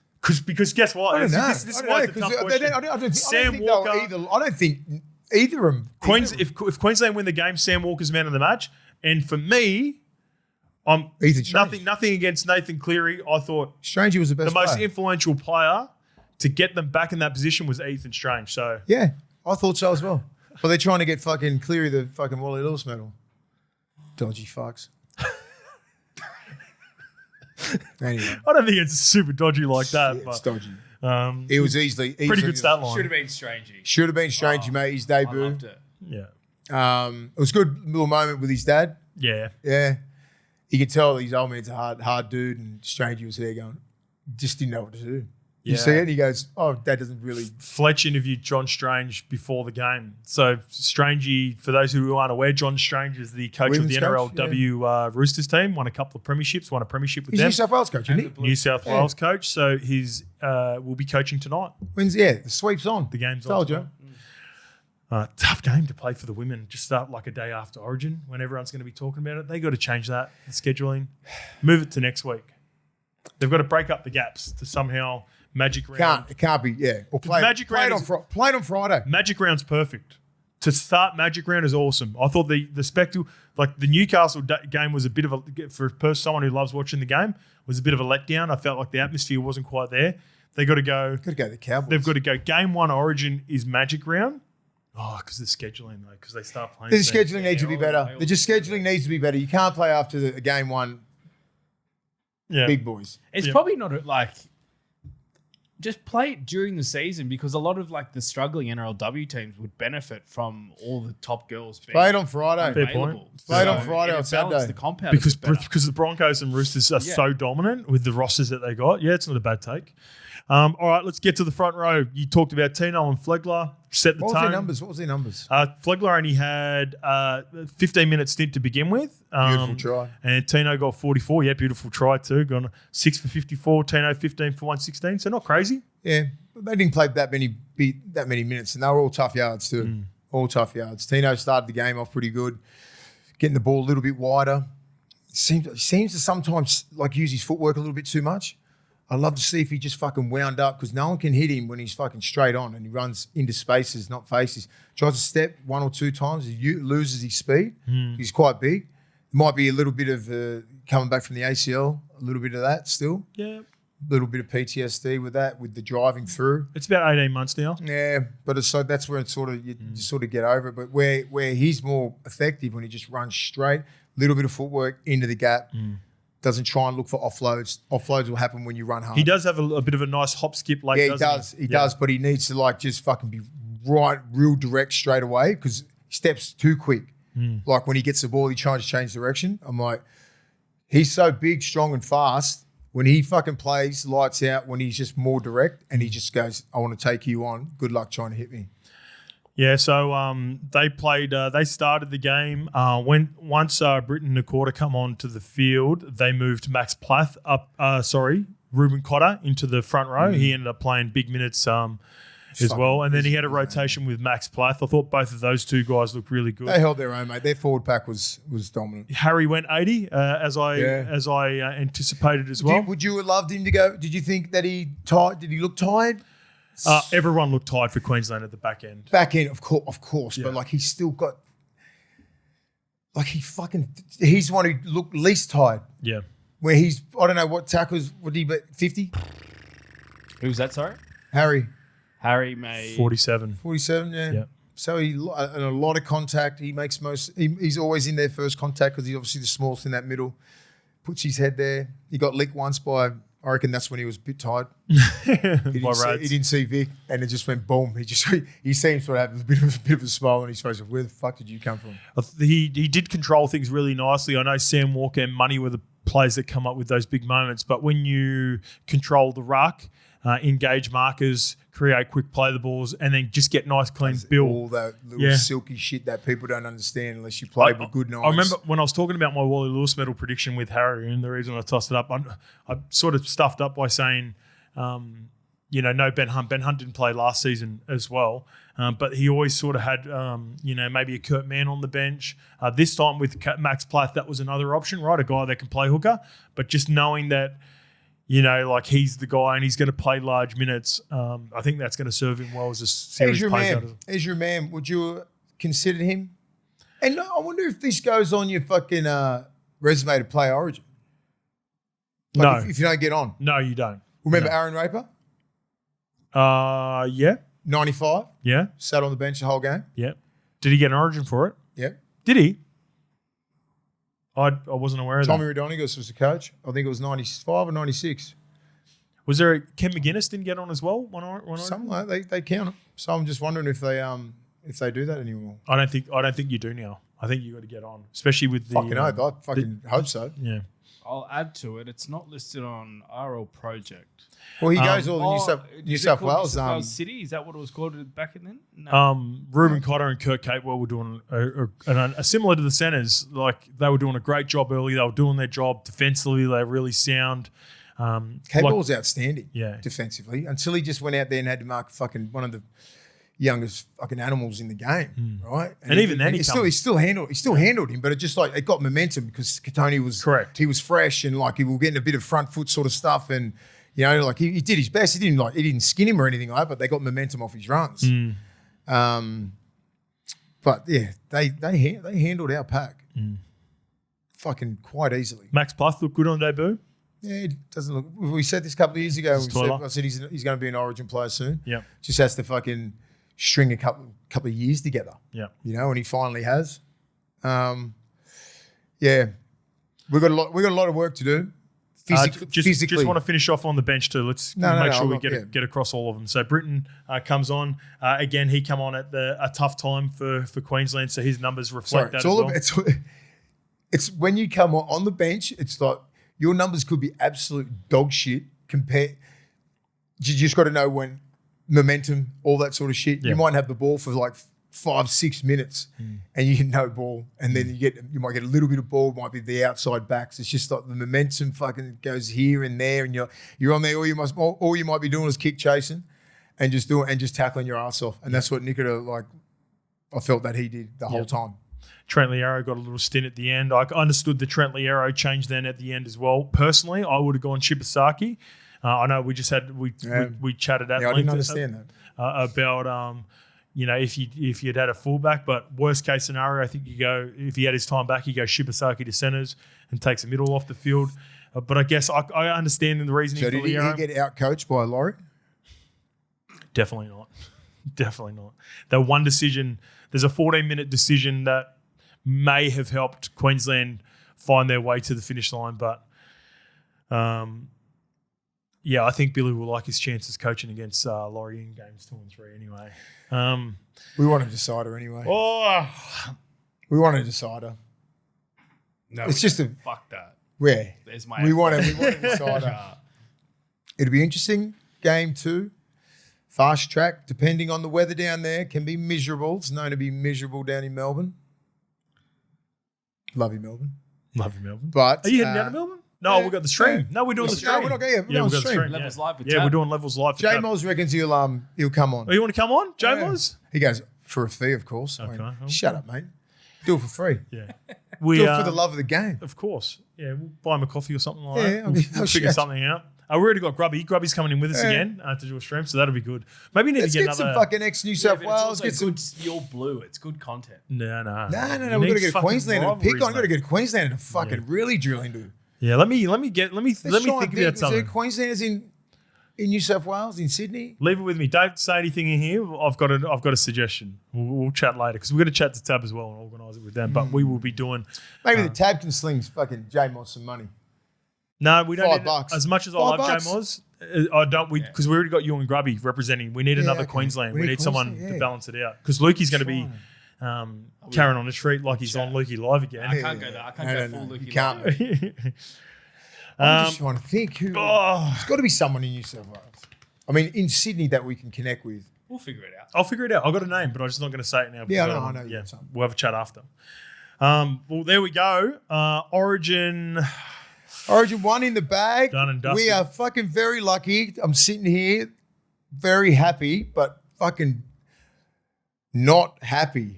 Do you know what I mean? Like, I'm like, we could have got fucking flogged last night if it wasn't for a couple of calls. Obviously, the Ponga send off, and it happens, right? Here's one last thing on Ashley Klein.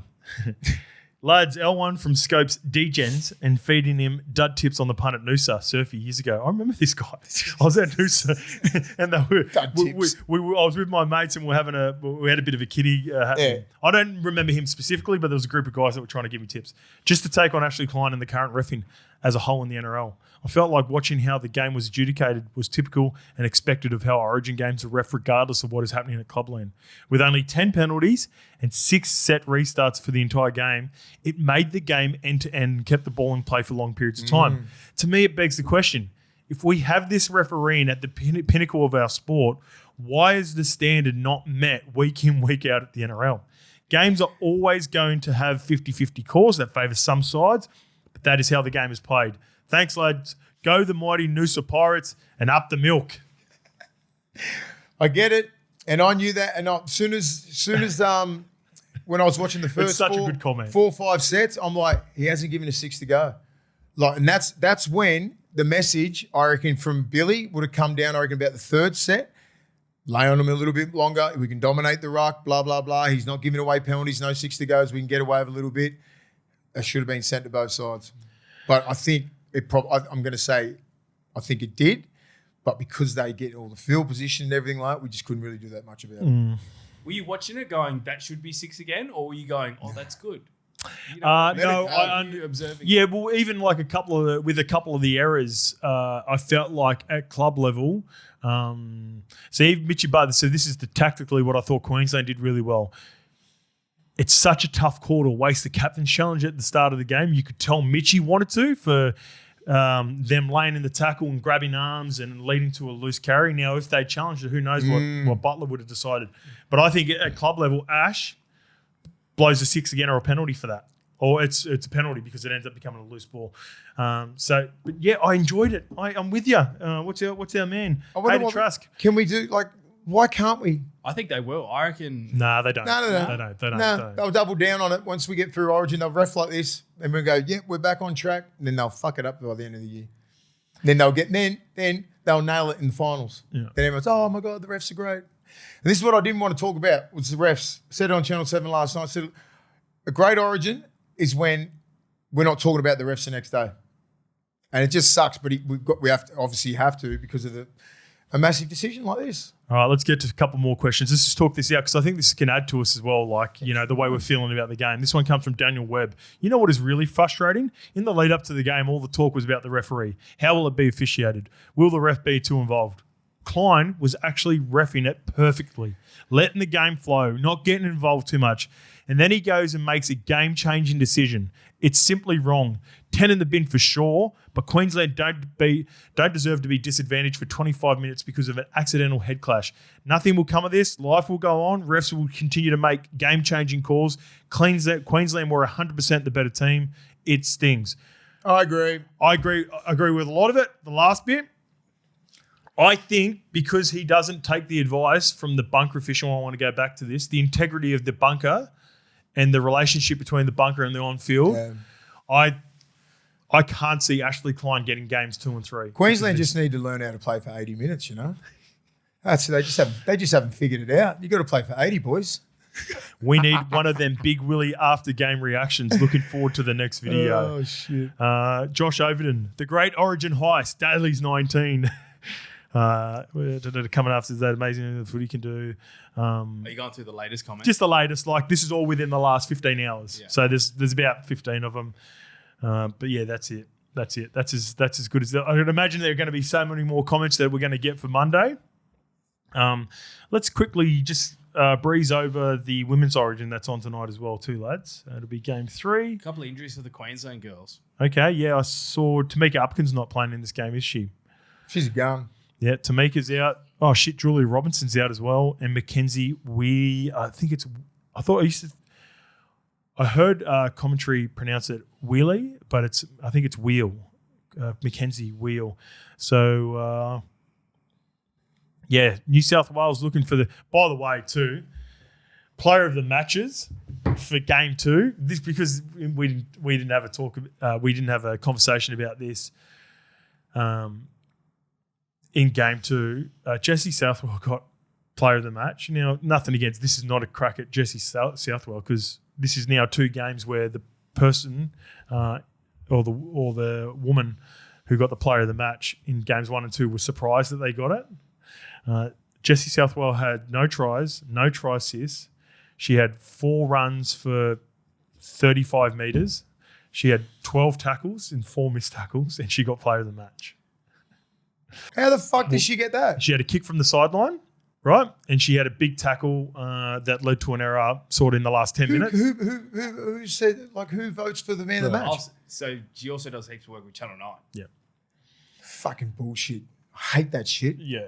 Fucking give it to the best player. Just you can't roll out a stat line like that. She'll get dropped. She'll get dropped, not check fucking this out. a game. I'll get it 100% to back up my point. Right, because I'm at the end of the day too. When people come on here, and I know you gamble responsibly and all that, but you give out a tip, you want to have some stats to back it up, right? It's Jessie Southwell. She had 1 conversion from 3. She kicked 33%. Now all 3 of those were from the sideline. Don't get me wrong. She only had 3 carries for 15 metres, 5 post contact. Jesus Christ, that's 17 tackles. That's getting dropped. 17 tackles and 2 misses. All right. And the player that I told everyone to have a play on because I thought she was going to have a cracker of a game. Let's go to Olivia Koenig.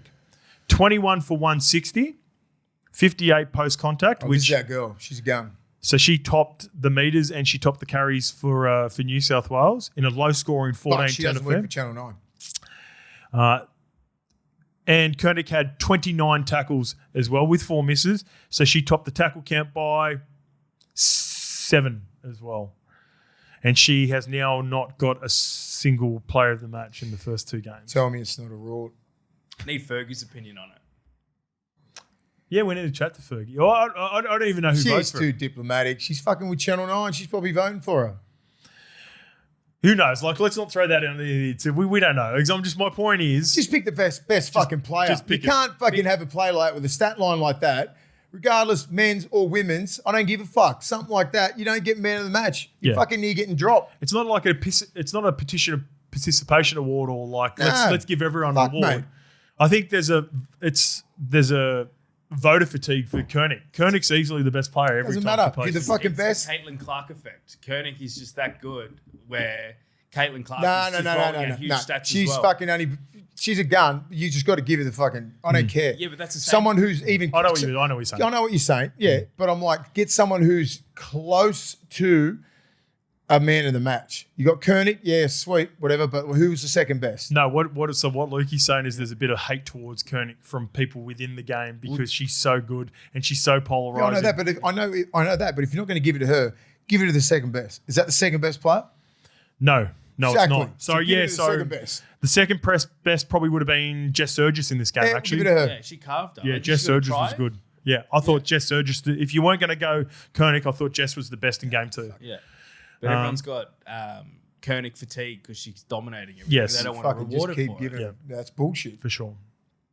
All right, let's just get straight to games, boys. We've got a couple of questions that we can put for the next show.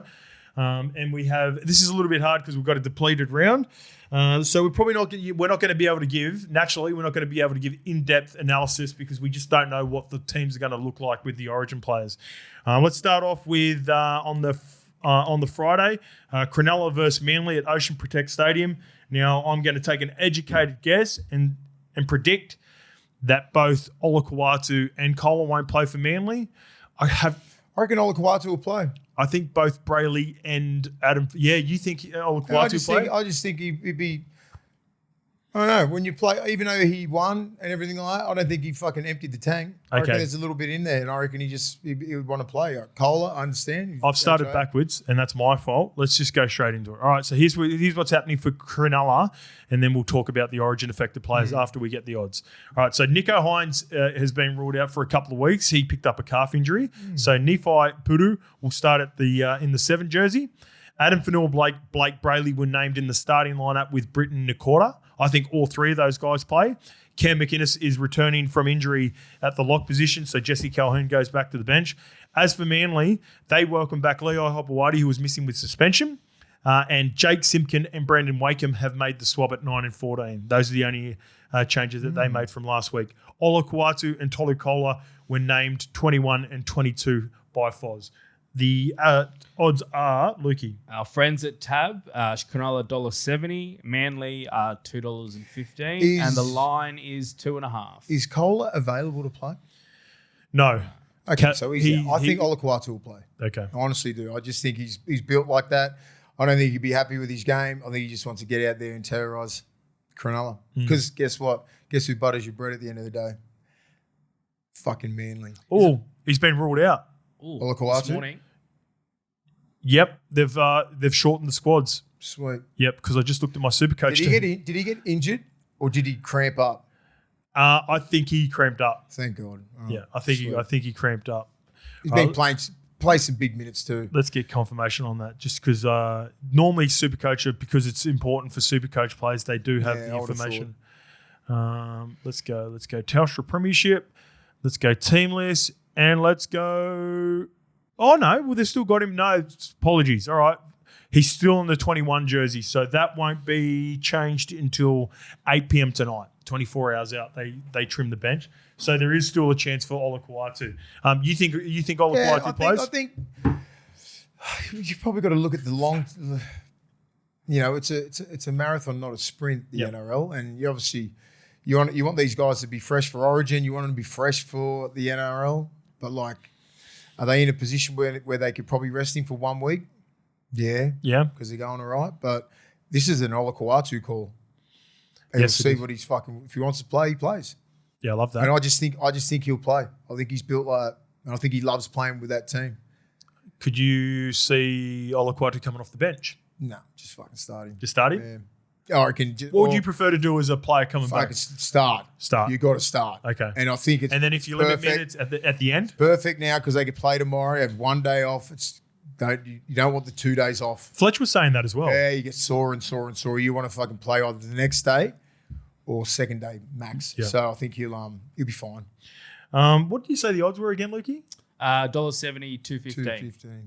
So $1.70 to Cronulla. Interesting to see how they go without Nico in this game as well. Yeah, I've got a multi for this game. Right. This is a tough one. I'm anticipating Hamole not playing. All of these bets are with no confidence this week. I want to just put that out there, because you just don't know what the lineups are going to look like. But I'm going to go same game multi for this game. I think the left edge, because Nico is not playing in this game, you'd think Trindle was going to dominate. I thought Trindle was going to be playing 7. Put her in there. Yeah, doesn't matter. Like, he plays on the left side of the field for the most part. I think he's going to dominate the footy too. He's going to get his hands on the ball. Mm-hmm. So therefore, I like both KL Iro and Teague Wilton. And my favourite player, because he is just in and around the ball all the time, right now for Manly, is Clayton Failalo. He is going to. He's one of those players when I'm putting anytime try scorers. I just want guys that I know that are going to compete for the ball in and around once they get good ball, and Clayton's proven that already for Manly in a couple of games this year. So, especially the last couple of games. So, give me KL Iro and Teague Wilton for the Cronulla Sharks. Clayton Failalo. Who wins? Who do you reckon? Cronulla. Toss up, eh? I've got Cronulla just because it's at home. I'm going Manly. All right. Beautiful. Let's go back to... That's the only game on Friday too, by the way. That's 8 o'clock because of the shortened round with Origin. So we'll have 3 on Saturday, 3 on Sunday. And the first game is Newcastle versus Parramatta Eels. This will be interesting to see what Holbrook does here with Kalen Ponga, because he was named a highly emotional Origin game for Kalen in a number of ways. They're coming up against Parramatta. So Kalen, Jacob Saifidi, and Dylan Lucas were all named. So this is going back to Magic Round. This is their best 1-19 that they had against Magic Round. So the only wait and see is the Origin players. Jacob obviously plays. Dylan obviously plays. We'll find out what happens with Kalen. Was KP any HIA or anything like that? No, it was send off. He was good to go. For the Eels, because you could tell by the way he's communicating with Ashley how switched on he was too. He's like, my ear, like I'm bleeding. My auras. Yeah, so that just rattled me, that. Say that again. My auras. The Eels, they lose Mitch Moses, but a huge in Isaiah Yongi returns for his first game in a long time. Nice. So Joash Papali, goes to Papali. He's Papali, yeah. Papali. Joash goes to 6. Kitioni Katonga returns in the back row. Sam Toivate, he is also back on the extended bench. So a huge out, got some troops, but a couple of good ins as well in Yongi, Katonga, and I think Toivate. He plays if healthy. Yeah. Newcastle Knights $1.26, heavy favourites. Jeez. Parramatta Eels $3.90. The line is 4.5, and I would love to see Kalen just. Where's he at? Newcastle. Yeah, you get touched up there. Para's going to get pumped. What about timing for Pezzett? He's done his hammy. Yeah. That sucks. Yeah. I think Newcastle, they got like Saifidi to be pissed off, Dylan Lucas got a little taste of it. KP, he'll be fucking going, all right, let's go. Well, you just talked about the mentality for Ola Kawatu. I have absolutely no idea what Kalen Ponga would want to do right now, considering the emotion of what happened to him in this game. I think he's built like that. He knows like Newcastle's they're the ones who pay you, right? And like they're paying him fucking a lot of money. He's the highest paid player. They're expecting him to play. I think he wants to play because he fucking be filthy at himself. And he's a player, mate. He'll get out there, just carve the fuck out of Para. I feel sorry for Para. It's probably going to be the freshest he's going to be leaving an Origin game too, because like when he was on, they were dominating the game. Yeah, by no means do I think Origin's easy or whatever, but it's the fatigue set in the the fatigue set in when he left the field, which so I think he'll be just there and he'll be like, I just want to get out there, play the best for Newcastle, flog the Eels, send them back to Sydney crying. I wonder if we got any late mail that we can. They find. didn't. they didn't need him back for the others when they did well a few weeks back when he was out. It'll be- And it'll- like you look at the Look at Parramatta Lukey. side, Take your Parramatta jacket off here right now. They're fighting for a top 4 spot. They are, and they know, and KP knows that, and he's fucking all in for Newcastle. I want him to play, and I expect him to play. All these Origin players, I expect to back up. what about Yoash being in camp with the Blues? Come into the 6th role, a bit of confidence. Yeah. It's good to show those young kids what it's about.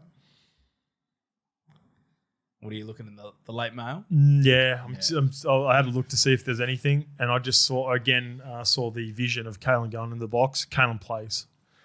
Yeah. I think Kalen plays. I've probably got more doubt in Olakwatu playing than Kalen. Yeah, because he actually come off the field. Fucking like 80 minutes and he's busted and he's fucking plays 80 minutes every game on that edge. He's been playing some fucking outstanding football. But again, I just think his cup's not full. Not yet. And if you like that, you get out there and you just want to fucking playing against Parramatta too. It's a tough one for Holbrook. There's something special building at Newcastle. This is a game where not only you can win, but when you start looking at for and against at the end of the year, if you get on a roll against this Parramatta team, you can put some points on them. Easy. This Parramatta team, and I think about a lot of Respectfully. things. No, but I think about this. Parramatta embarrassed Newcastle at the end of last year I to remember. hand them the wooden spoon. And you got to, that's right. And Dylan Brown's first game, obviously he played. And in it was the a trial. spoon off. So fuck off, Para. No, Was it? Para was safe. Oh, they We come were they come back. It was going to be between Newcastle and Gold Coast. That's right. Yeah. And Gold Coast. So won it Fosball last won. Yeah. Fosball So won, and Newcastle got pumped. So Newcastle got it. memory bank. Dill Brown You're gonna factor. get it. Fuck, we don't because Yeah, you're going to get it. So because 40, we're it's gonna talking be so much 46, Origin. 46-10. We're forgetting about these little 46-10. things that are happening in It's going games. to be 46-10. That's the score. Be a pumping. Yeah, Kalen plays. and- McDonald. Sorry, Lukey.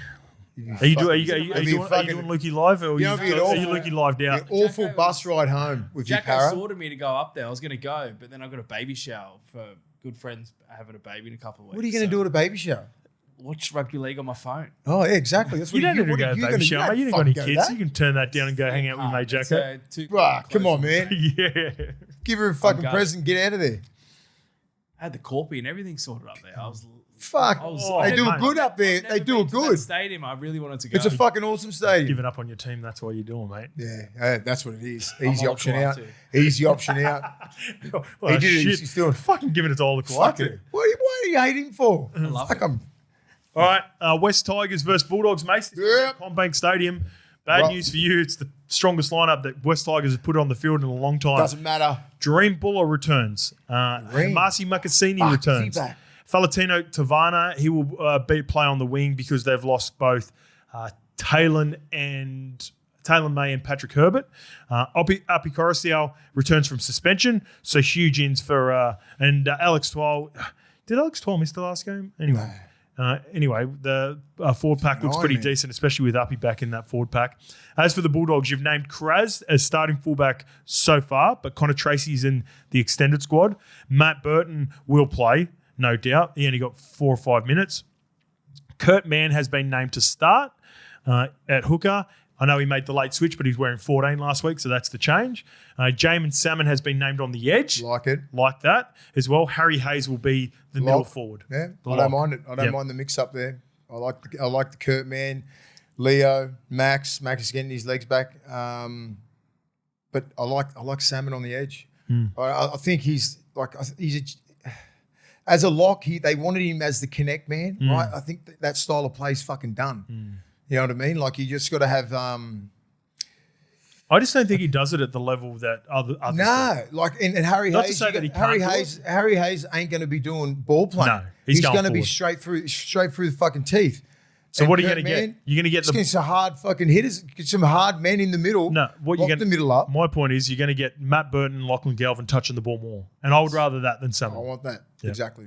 Well, Tab have got the West Tigers at favourites, $1.62, $2.30 outside as the Bulldogs. The line is 4.5. Fucking what? We're gonna pump the Tigers. Fuck, it's happening. The roll. We've got to start it now. I reckon. I was like this after the Penrith game, and I think they. How did that work out? I know, terrible. Five games of fucking hiding. 5 weeks of hiding. Yeah. I think you can learn things, right? You learn things after losses and after wins. They might have been a little bit too confident, think they're going to go on a run. We just beat Penrith, and the hottest side in the fucking game at the moment. Then got dusted 5 times in a row. So you can learn from your mistakes. And I think, we just beat the Storm. And who we got? Tigers. Tigers are always fucking hard, right? But we should be able to beat them. They're very beatable, winnable games, like the ones that we fucking lost, all winnable games. I'm on you guys with zero confidence. Yeah. In fact, I love the content, so I wouldn't mind a Lakataga if they get up and beat you guys. I don't want to see that fucking Lakataga. Taruva just fucking clawing you. If I see that fucking Taruva on the big screen like that, I'm going to fucking turn it off. All right, my multi. I've got a multi for this game. I think there will be some tries in this game, and I love what I saw last week from Matt Burton and Bronson Sherry. You've got my guys. Those two guys. Now that you've removed Salmon, like he's going to be on that edge, but you remove him from getting in the way. I'm thinking the confidence that Burton takes from Origin. Give me Matt Burton, and hopefully Burton didn't pick up some fucking crazy injury from Origin, but he looks good at the back end. From celebrating too much. Matt Burton and Bronson Cherry on the left edge, and with the West Tigers, huge in. He creates stuff. He pushes through the middle. Anytime the West Tigers are thereabouts, Dream Buller pushing through the middle. The Ream is fucking scary.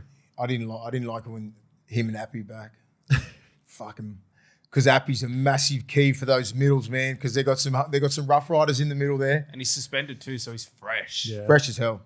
And Buller, he's that sort of guy could do with a break too, because he plays much, a lot of minutes. Played so tough. What was Buller out for? The shoulder. What did I have again? I always forget scapula. it. Yeah. So he'll be getting a lot of attention. Yep. You rough him up a little bit on kick returns. You got to. Couple low key good games this round still. Yeah. Yeah, very even, yeah. This is an intriguing game as well. Melbourne versus Roosters at 7:35. Now, this is where Origin players come back into contention. So, Cam Munster, Harry Grant, and Trent Liero have all been named. I think all three of those play.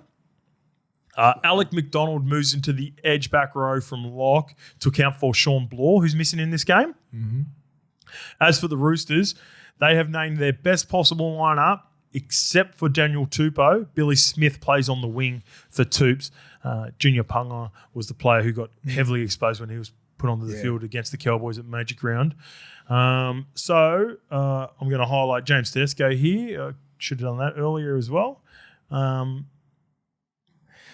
Melbourne have to win, right? Yeah. So Money, Harry. They're all playing. Just in the last 3 or 4 years, you could possibly give Harry a rest and Money a rest because they're always embedded in the top 4. Now they're embedded in the bottom 4, which is fucking not Melbourne-esque. And I llove it. And Tab have got nice. Tab have got him outside as the $2.05. That's when you should have come in and said, I fucking love it. Okay? $1.77 Roosters favourites, and the line is 1.5. Melbourne Storm, 12 games, no bye yet. Is that a factor? 8 losses, 4 wins, currently 15th on the ladder, because this matters, I think. 3rd position, only 10 games because they've had 2 byes already. 2 byes, the Roosters. So I believe all Roosters players play because of that reason as well. 18 points, 7 wins from 10 games, only 3 losses. Because of both factors, I think we see all Origin players play. I think they all play. It's a badge of honour. It's a badge of honour. When you play Test, you back up. When you play Origin, you back up. Always. But I think it might be changing a little bit because of the pace of the game, the rigours of every single day. Training sessions are hard, all that kind of stuff, and the game's even harder. So depending what position you're in on the ladder will be depending on how many players you can rest and your depth. So the Roosters, they're travelling all right, but fucking beat by the Cowboys last time they played, didn't it? Yes. So they're looking for a top 4 finish. And Melbourne got 2 good victories against depleted teams. They'll be disappointed with the way that they finished that second half. I think the Roosters get them. Amy Park. It's tough. Yeah. Miserable conditions down there. That's a hard game to pick.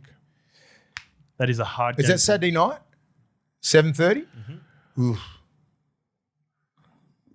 I'm going to go the Roosters with no confidence.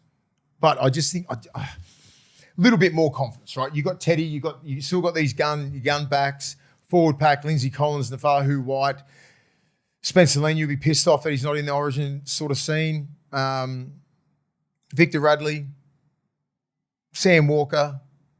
Fuck, mate. Like, they got class Lindsay players. Collins, Reece Robson. Yeah, you're going, Reece Robson. You're going down there with a hell of a lot of confidence. And you've got to get Melbourne when they're down, right? You have to, right? You've got to get them where they are right now, confidence-wise, where they are on the point, on the ladder. Fucking, they've bashed. They would back. You put them in their position, they will bash the fuck out of you. I've got Melbourne with less confidence that you've got on the Roosters. Right. Same. All right, let's get the Broncos versus St George Illawarra Dragons. I'll be calling this game on SEN as well. So if you're watching it at home and you don't like the commentary, get on SEN Sync and listen to me do my best work. This is a huge watch for a number of reasons. Now, for the Broncos, Katoni Staggs named to back up. Ezra Mam, Gamma Chibasaki, of course, they're 18 and 19. They didn't get on. Payne Haas is the big one. So Payne Haas returns from injury and a name to start in the back row. Also returning is Brendan Piakura. So far, Paddy Carrigan has been named to start at lock, and Grant Anderson is another player who's been missing recently. But the huge watch is the number one and the fullback. He could put up a monster score for Supercoach. So that's the big watch in this game. Fucking horrible scoreline. Hopefully the weather is decent for this game as well. It's at Suncorp. For the Dragons, Moses Sully returns and Matthew Fiangai goes to the wing because Christian Tuipulotu was dropped and Moses Sully returns from injury. It was young Hayden Buchanan who got injured last week in his place. Big in for the Dragons because he's probably been their most consistent player over the last couple of years. Jacob Little returns on the bench, so it gives Damien Cook a bit of a rest. The storyline's Broncos, the storyline is Payne Haas, and the storyline is Reece Walsh because they are arguably the most two polarising players who did not play. Piakura, I reckon they've been missing him setting that edge. You know, and you got Ricky now. Jordan Ricky's missing this game, so Xavier Willison will go to the right. Brendan Piakura will be on the left. Still all right. I just love Piakura there because he's a gun. Payne Haas is the main one, but I want him back. I want him playing some decent minutes. He'll knock out 70 minutes easy. He's just built like that. Reece Walsh, I'll be petrified if I was St George. He's going to come out with some fucking... I don't know what sort of level he's going to go at. Like, is he going to be a more controlled but explosive, bit more methodical with the way that he plays because Billy wants him to play a certain way? You've got to do that at club level, right? So it transfers into... the Origin arena. It's like, what do you get? What do you get with the tab? You get Brisbane at $1.12. Oh, you get $6.20 for St George, and you get a line of 19.5. It's not enough. They're listen to any of Flano's stuff on Triple M with Charlie? Little bits. Yeah, he's saving it for this Saturday, so he's got a big one. What's he going to unleash on everything on Saturday? Apparently, nice Flano. Loves levels. Loves it. Loves it. Like Flano. He's a good man, Flano. This will be hard. This will be hard for St George. It doesn't get any easier because you like Payne Haas is back and Walsh is back and Piakura's back. Wilson on that right edge. I think he's a proper right. I think he's better right edge than left. Why? Because right arm carry. Right arm carry. Yeah. He's got that big left palm, big left mid out there. Yeah. Brisbane. It's Reece Walsh watch. It's Walshy watch. And, Payne Haas is going to look like he hasn't missed a game. I'm hoping. Was it a knee injury? Groin? No, syndesmosis. And it was no PCL. Okay. MCL. Something like that. But he's been out, 4 weeks? Yeah. 4 to 6? The Tigers game, he got injured. Yeah, okay. So he won't miss a beat. He'll rack up about 200 metres. So be a hard day at the office for Dragons. It's going to suck again if you're a Dragons supporter. Would you be frothing it if you're loco just to go up against Payne? Yep. If you're that dude. If you're that Pacific dude. Katonga, the young kid, the young he brother. started well. I thought Loco started well last week against the Warriors too. He's a future player, mate. He's still in his rookie season. He played a couple of games last year, probably about 2 or 3, but now he's probably starting, going against Payne Haas, the premier prop in the world. If you're the dude and you want to be the If you dude, want to go then out, if you you'd want to love go it. after it, go after him now. If you're a little bit wounded, fucking go after him.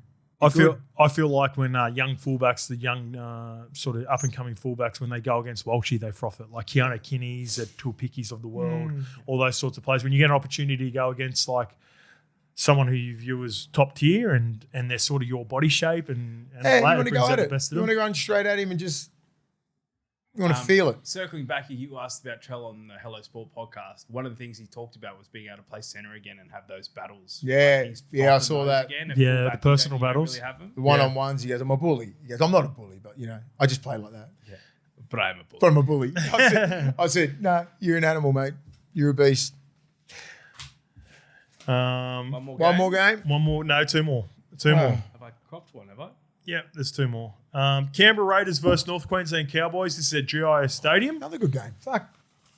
Seb Chris returns into the centres.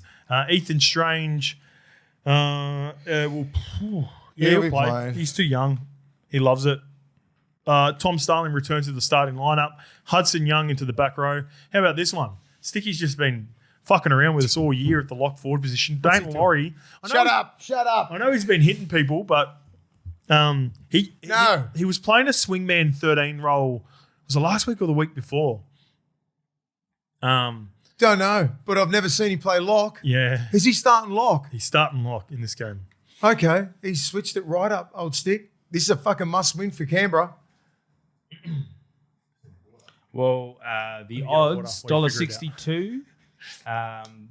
Favourites, Canberra. North Queensland, 230. I'll just quickly say the Cowboys team too, because Murray Taulagi. So yes. confirmed, Murray Taulagi was available for selection. Billy mentioned that. So he's another player that will be wanting to have a big game. Ruben Cotter's he's the only Cowboy that played Origin. Yeah, So he's been named at lock, which moves big Jason Dummel up into the front row.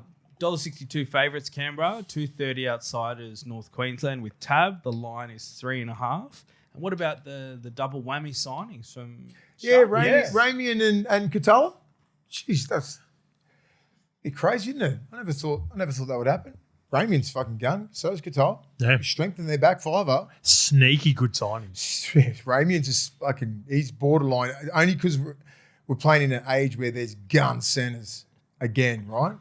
He's just What's the one thing missing in their outside backs? who Cowboys. Size and Just physicality. physicality, yeah. So those young, the Chesters and Purdues, and like you're Small gonna lose Drinky, right? So straight into right centre. Purdue drops back. Purdue goes to fullback. You got Braden Burns going to have to find out with Katoa. I think Jersey Ramian is a specialist right side centre. Yep. So Tommy Chester, I think he can play both sides. Chester's good. He goes over to the left. Yeah. There are reports that Murray Taulagi is going to be on his way too. So Yeah, I heard Roosters. yeah.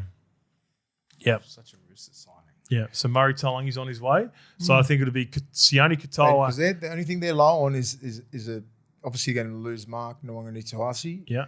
And, like you got Ruben Garrick Savala, Ruben Garrick. So they're stacking up the back five. So, They love The collecting players. yeah, Yeah. well, that's how they fucking win. Yeah. All collectors. So yeah, not confirmed yet, but I like the signings too. Good shout on that, bringing that I up. like Yeah, back to the game. Canberra. They have to win this game. Then it starts getting, if they lose, it starts getting mathematically a lot more hard. Same as the Dogs. Yep. Same as Melbourne. Same as these teams that were sitting around 11, 12, 13, 14. 1, 2, and 3 15. last year. Yeah. 1, 2, fucking and hell. 3. It's just, They're all on 4 wins. they can win this game, Canberra. But fucking, I love the way the Cowboys are playing. Yeah, I'm on the Cowboys. But my love for Ricky Stewart and Canberra just make me go for Canberra. All I right. just think they've got this. Just waiting for that moment just to turn. Remember a couple of years ago, and I was talking about comparing the Cowboys and the advantage that they've got by being up in Townsville by themselves, a huge nursery in the north of Queensland where they can go to Cairns. I know the distance is a lot further than, say, my example in Penrith Panthers where they've got a catchment out there and they've got all these good juniors. But another example of that is, I don't know if you saw on the social medias for Cowboys, Xavier Kerrisk and Jackson Purdue playing just all the way through from club footy, it looks like, all the way up there in Queensland, and they played representative footy together, and now they've played first grade. Yeah, so there's just plenty of that good stuff happening up there Love at the Cowboys right now. And I've got the Cowboys. I think they're a better team. I think they're a genuine top 4 team. And if you want to be a top 4 team, guess what? You got to beat the minor premiers from last year in Canberra when everyone thinks 4 o'clock too, not a bad time slot to play Canberra for a team that loves the heat up there in North Queensland. They're disrespecting the Cowboys big time. At 2:30, yeah, massive. Yeah. What Just about like disrespecting the Bulldogs? to your point with that? When I bumped into Chico, we were talking about how he's got a photo with Jackson Purdue from when he was playing. Oh yeah. They posted it. It was on the the Cowboys. Yeah. So there was like Purdue was a Cowboys fan as a kid, and there was a picture of Chico after the game. All right. Cowboys, and I got a same game multi. We're going the Outlanders. So we last week we had the Brown Snake. Both of these two guys crossed. The Outlanders is the fishing duo of Tom Chester and Hylam Lukey. Lukey, I was going to say So that. we're on both of those two guys. We're on the Outlanders Cowboys multi. And for the Raiders, I just think doesn't matter what side he plays, left or right. I think Matty Timokol. He's been a bit of an underwhelming season this year. I feel like he's a player that needs to get going. I think he's going to be important for us at the Kiwis at the back end of the year. So, when sometimes I like to create energy for players, I want to get Matty Timokol going for the World Cup because I'm starting to look at our team. I'm loving what Casey McLean did in Origin. I'm loving what Kalen's doing in Origin. They need some energy. They need something down there. Yeah, Matty Timokol will be our right centre most likely. Sneaky good season. Matty Lodge. Yep. He's doing a job, isn't he? He is. He's fucking quite funny too on the socials. He's fucking making me laugh.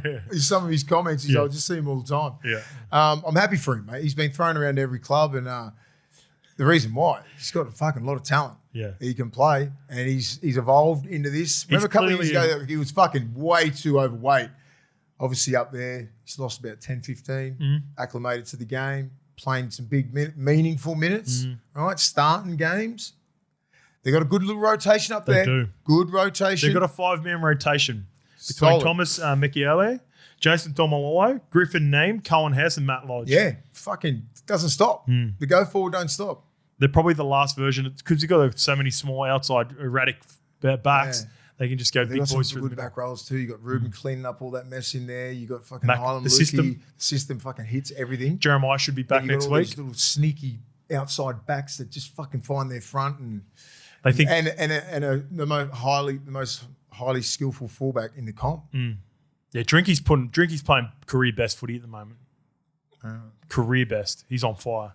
All right, this one goes from this is a number of Warriors fans text us about this as well. The comment section. I end up just getting the top one, the first one that I saw. It comes from Philippi Savaka. Warriors and Panthers game is actually pretty perfect.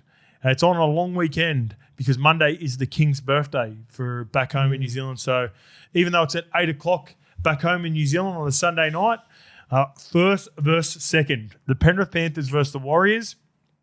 Now, for the Panthers, all 4 of the Panthers' Origin players have been named in the extended. Casey McLean, Isaiah Yeo, Nathan Cleary, Brian Toto. McLean definitely plays. What do you reckon about the other ones? Liam Martin has been named to return in this game as well. So he's another Origin player that will definitely be looking for a couple of big games. Master. As for the Warriors, Webby didn't even bother with both Mitchie Barnett and Kurt Capewell. They were not named in the 23, so we will definitely not see them. That's strange. Adam Pompey is the player in for Roger Tuivasa-Sheck, and Luke Metcalf is named in jersey 22. Tamaide Martin holds on to the 7 jersey, and rightfully so. I don't know why he didn't pick Barnett, and I don't know. Barnett's only played 2 games. 2 games, break, 2 games. Yeah, break, I think he'd want to play Origin, so he hasn't been consistent. I think he'd want to play, unless I don't know what he's trying to conserve. It's the luxury. It's the luxury of only having 2 losses on the year. Like, let you guys go over. The clear minds, you hear Webby speak. I think because it's Origin and it's not they're a little bit busted like both teams, and it's not a real fair fight. Like, it's not like round 22 and everyone's through Origin. Both teams fucking that's a proper thing. I wouldn't be surprised if fucking Cleary decides to rest 3 or 4 of those players and really make it a shit show. And go, all right, you're not going to play your best. I'm not playing my best. Last year, play it all, and pump yous. Last year for games 1 and 3, because game 2 they played at Perth. Yeah. And then they had a trip to New Zealand. Remember that started the run for Penrith, and he rested all of his Origin players. And the Warriors fucking let him off the hook. Yep. And then the Bulldogs let him off the hook. Yep. And then they started their run. But in games 1 and 3, he split the Origin players. He had Yowie, I think, play game 1. Give Yowie a rest. And then he had Yowie play game 1, and then Nathan play game 3, and he rested Yowie. So he split up Nathan and Isaiah, and I think he'll do the same again for this game. I think one of them will play. Would you rest Bizzer after a game like that, or will you want to give him an opportunity to get straight back out there? You want to play. And a big watch on Dylan Edwards in this game as well, obviously. Be a good game.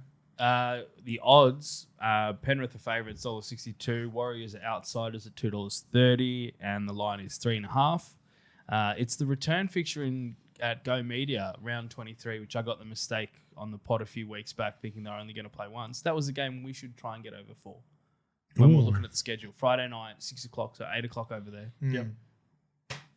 Anyway, Penrith by a bit. Waz upset. I think this is a Waz upset game. I'm going to go Waz upset for this reason. For the reasons that I was against them against the Dragons, the way they performed last week, and how impressed I have been. They fucked it last year by letting Penrith go on a run.